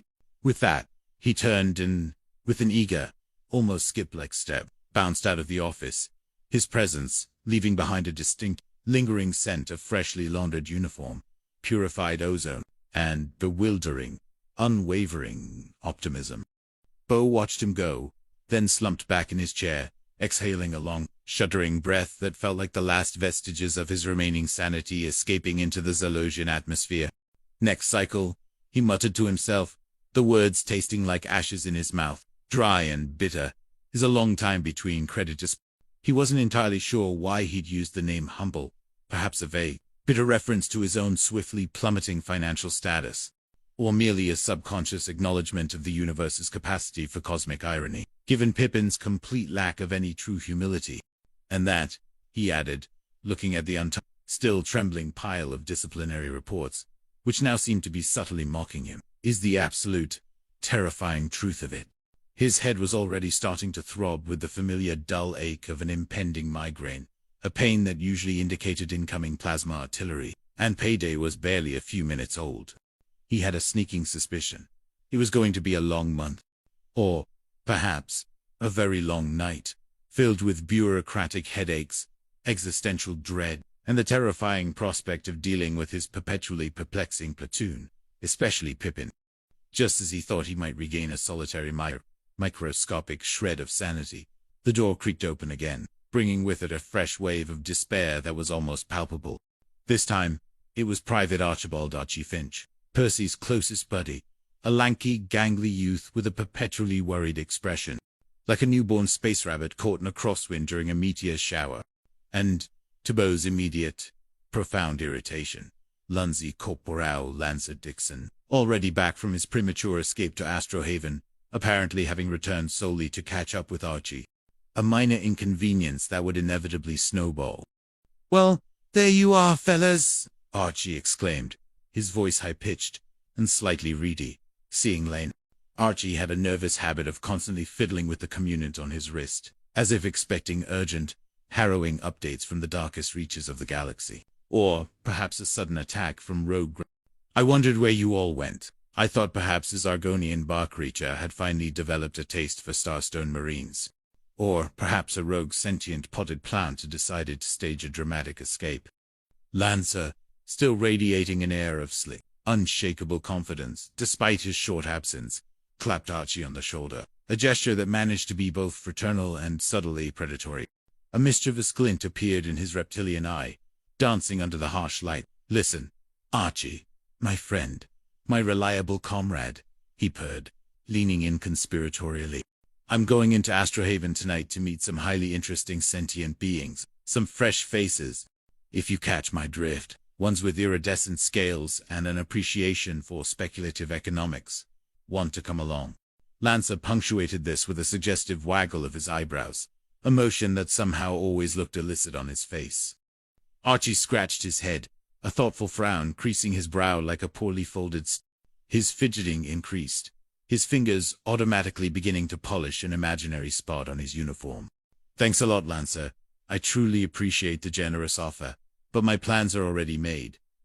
I've got some very important, pressing errands to run. My duties, though not military, truly call, you might say, and I've already promised Percy I'd run some of them for him."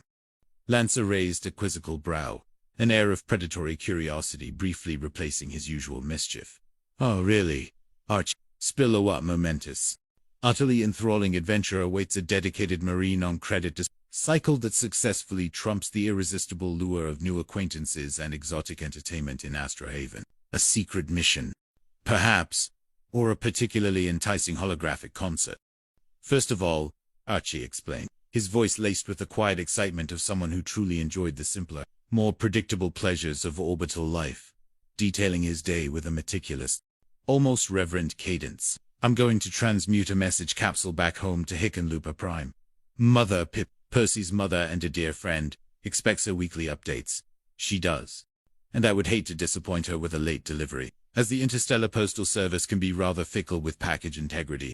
He paused for a brief, dramatic effect, then continued, warming to his subject. "And then, I'm going over to the Galactic Emporium.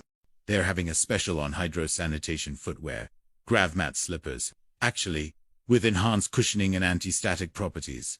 And I thought I'd pick me up a couple of pairs. One for myself, of course, and perhaps an extra pair for Percy, should his ever succumb to wear and tear. or unexpected atmospheric corrosion. He's rather rough on his footwear. Bless his heart. Lancer groaned dramatically, throwing his head back in a gesture of profound, comedic despair. The slick facade he normally maintained finally slipped, replaced by a look of utter, unadulterated exasperation. Archie, you're not going to spend your whole payday, your hard-earned glorious credits, buying grav-mat slippers, are you? What kind of interstellar pleasure is that? What kind of memory does that make? This is precisely why your species has such a low cultural innovation index. But I have to, Lancer. I truly have to, Archie insisted, a slight tremor in his voice, his fidgeting betraying his deep-seated anxiety about poor foot hygiene. My old pair's hopelessly warped from that last atmospheric re-entry scrub down, where we had to manually clean the hyperdrive conduits of the Starstone Valiant. Remember, they're utterly unusable. Now, practically melted to my feet. And you know what they say? It's a universal truth across all enlightened species.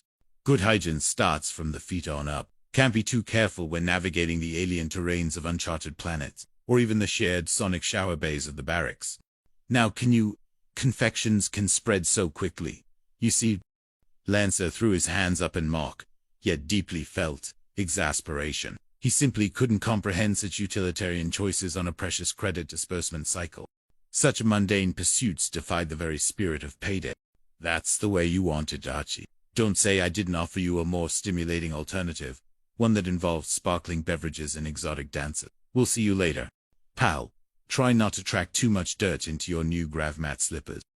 See you, fellas, Archie called out, his voice already fading as he headed towards the communications bay, undoubtedly contemplating the perfect turn of phrase for his mother's message capsule and the specific cushioning level and antimicrobial properties of his new grav-mat slippers. Have a good time in Astrohaven, be safe, and try to avoid the Zargonian buck.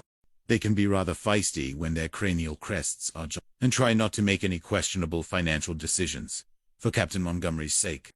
Bo watched the entire, excruciatingly mundane exchange, a familiar, crushing weariness settling over him, heavy as an anchor. Grav-mat slippers, interstellar message capsules detailing laundry schedules, his men, his life.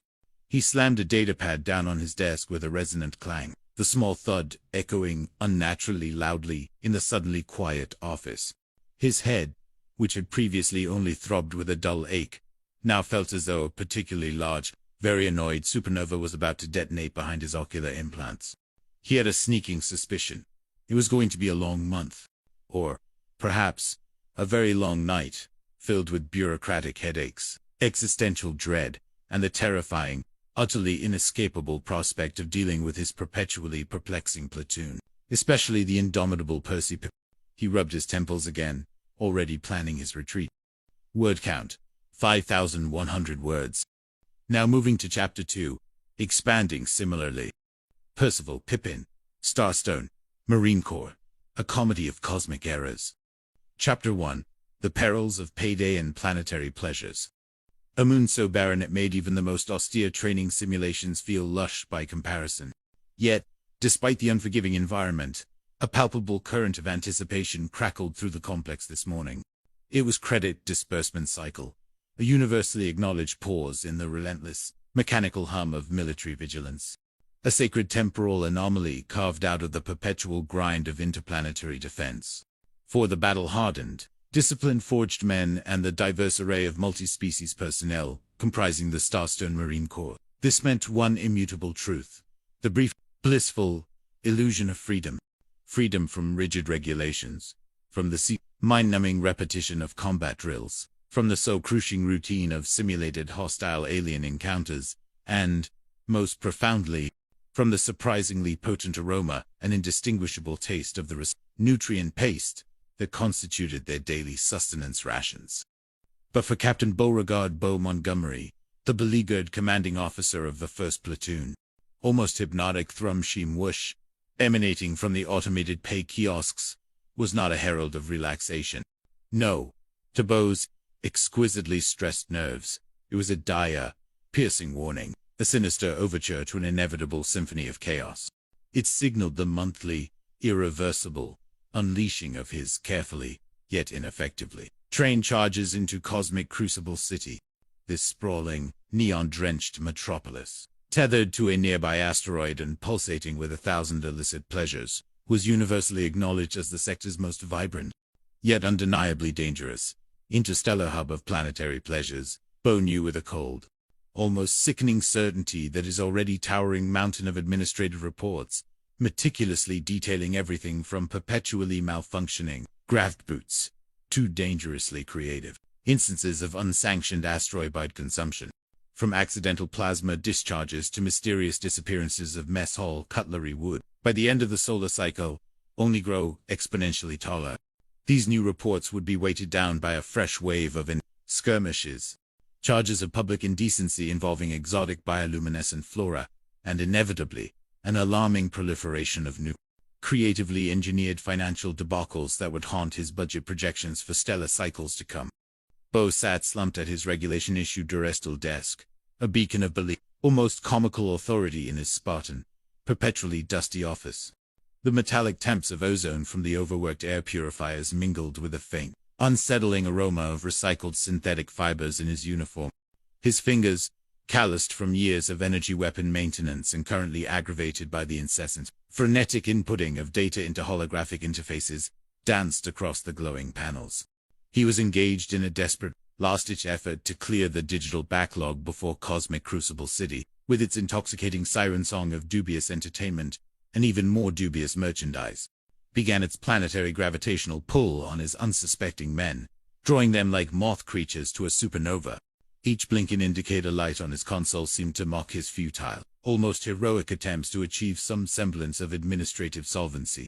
Bo adjusted his ocular implants, willing away a nascent headache that felt like a tiny fusion reactor throbbing behind his eyes. He had a premonition of pain, a deep, unsettling hum in his very bones.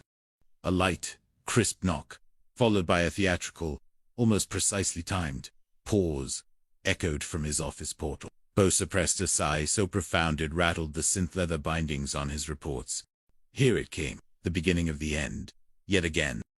"Enter," he barked, his voice rough and hoarse, accustomed to cutting through atmospheric turbulence, through battlefield chatter, and more recently, through his own muttered invectives at inanimate objects. Lency Corporal Lancer Dixon, recruit whose iridescent hair seemed to defy the very laws of gravity, strode, or rather, sapped, with a predatory, silent grace, to attention. Hailing from the neon-drenched urban sprawl of Viridia, Lancer possessed an inherent, almost arrogant self-assurance that usually Bo found intensely irritating. But today, it simply registered as another ominous signifier, a premonitory rumble before a major seismic event. Lancer's reptilian pupils, usually shimmering with an opportunistic, avaricious gleam, narrowed slightly as he met Bo's tired, bloodshot gaze, as if already assessing the captain's vulnerability. Lance Corporal Dixon, Lancer, requesting pay disbursement. 67 credits, Captain Lancer announced, his voice smooth and confident, almost like the drone of a well-oiled illicit cargo shuttle. He presented his data chip with an exaggerated flourish, sliding it across the desk with a theatrical click. Bo's fingers, now moving with a weary, practiced efficiency that spoke of countless previous credit disbursement cycles, initiated the electronic transfer. The automated kiosk unit embedded in his desk emitted its characteristic digital a sound that, to Bo's ears, had taken on the somber, almost ceremonial resonance of a small funeral toll for Lancer's freshly acquired credits. He could already visualize them, a vibrant stream of digital currency, dissolving instantaneously into the eager, nefarious hands of a low-grade smuggler. Or perhaps, a multi-limbed grifter hawking genuine void whale oil guaranteed to restore lost grab drive functionality. Or maybe even worse, a high-stakes sabacc game with an auspiciously lucky droid. Don't spend it all in one sector, Dixon Bo advised, his voice flat, devoid of any real hope. His eyes, though weary, were stern. And remember the recently enforced curfew on the Astro Haven Borough docks. The sector governor, in a surprising fit of legislative competence, has issued a highly stringent mandate clamping down on interspecies skirmishes, especially those involving the notoriously belligerent Zargonian. Their temperaments, as you well know, are notoriously volatile, particularly after ingesting too much fermented plasmail and having their cranial crests insulted. Lance's already wide grin widened further, a flash of bioluminescent dental work briefly illuminating the dim office like a tiny, celebratory aurora. Wouldn't dream of it, Captain. My evening plans are purely educational. Just a quiet evening of cultural exchange, perhaps some ethnographic observation in the outer boroughs, and a taste of some highly authentic, indigenous delicacies, for purely research purposes. Of course, he winked conspiratorially, a gesture that, as always, was completely lost on Bo, who merely grunted in dismissive agreement.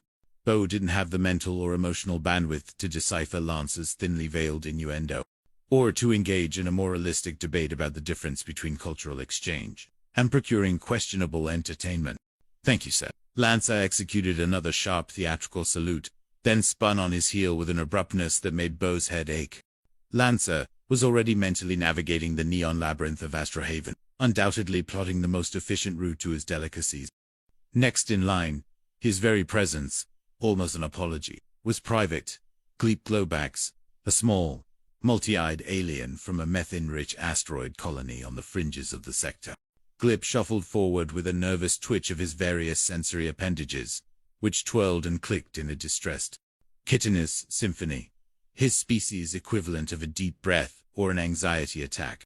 Gleep, always on edge, perpetually twitchy, practically melted under Bo's weary gaze. He didn't even attempt a verbal greeting, instead silently presenting his quivering like a newly minted jelly creature in a zero-gravity center. Private Globax Gleep. Bo read from the chip, the sound of Gleep's name making his own ocular implants throb faintly in a peculiar pattern. Gleep was unique. His intricate multi-limbed physiology made him agile, but his metabolism was so delicate that he mostly consumed bland, engineered protein paste, and his anxieties were legendary across the entire base. He possessed a truly remarkable ability to attract and subsequently miss his credits with astonishing regularity and creativity. Bo suppressed yet another sigh, this one threatening to dislodge his vocal cords. 73 credits. The credits transferred. Try not to get separated from your money this time, Globax Bo advised, his voice a low, warning growl. Remember what happened last month with the telepathic vendors on Omicron 5 and the rather embarrassing incident involving the hypnotic memory? We're still trying to get your medical expenses cleared for that one. And the sector provost is taking a rather dim view of accidental psychic mind wipes due to poor financial stewardship. Gleep chittered softly, a series of rapid-fire clicks and whistles, a sound that might have been an apology, a plea, or perhaps a deeply ominous premonition of his impending financial doom. He clutched his data chip to his many-faceted chest, as if it were a fragile, freshly laid egg, destined to hatch into pure monetary disappointment. Then, with a frantic scuttling motion, he scurried away, undoubtedly heading directly for the sanctuary of the barracks, and the reassuringly bland, predictable safety of his beloved protein paste rations. And perhaps, both thought, a secure, impenetrable strongbox for his remaining credits. And then, as if summoned by Bo's deepest, most primal fear of boundless, untainted innocence, a fear that regularly warred with his military pragmatism, he appeared. A shuffling, slightly loping gait that somehow still conveyed earnest purpose. An eager, openly trusting face framed by slightly too long, unruly dark hair that seemed perpetually disheveled, as if perpetually swept by an unseen cosmic breeze. And eyes, wide and perpetually guileless, that held the boundless, unblinking optimism of a newly hatched space luck on its very first solar cycle. This was Private First Class Percy Pippin.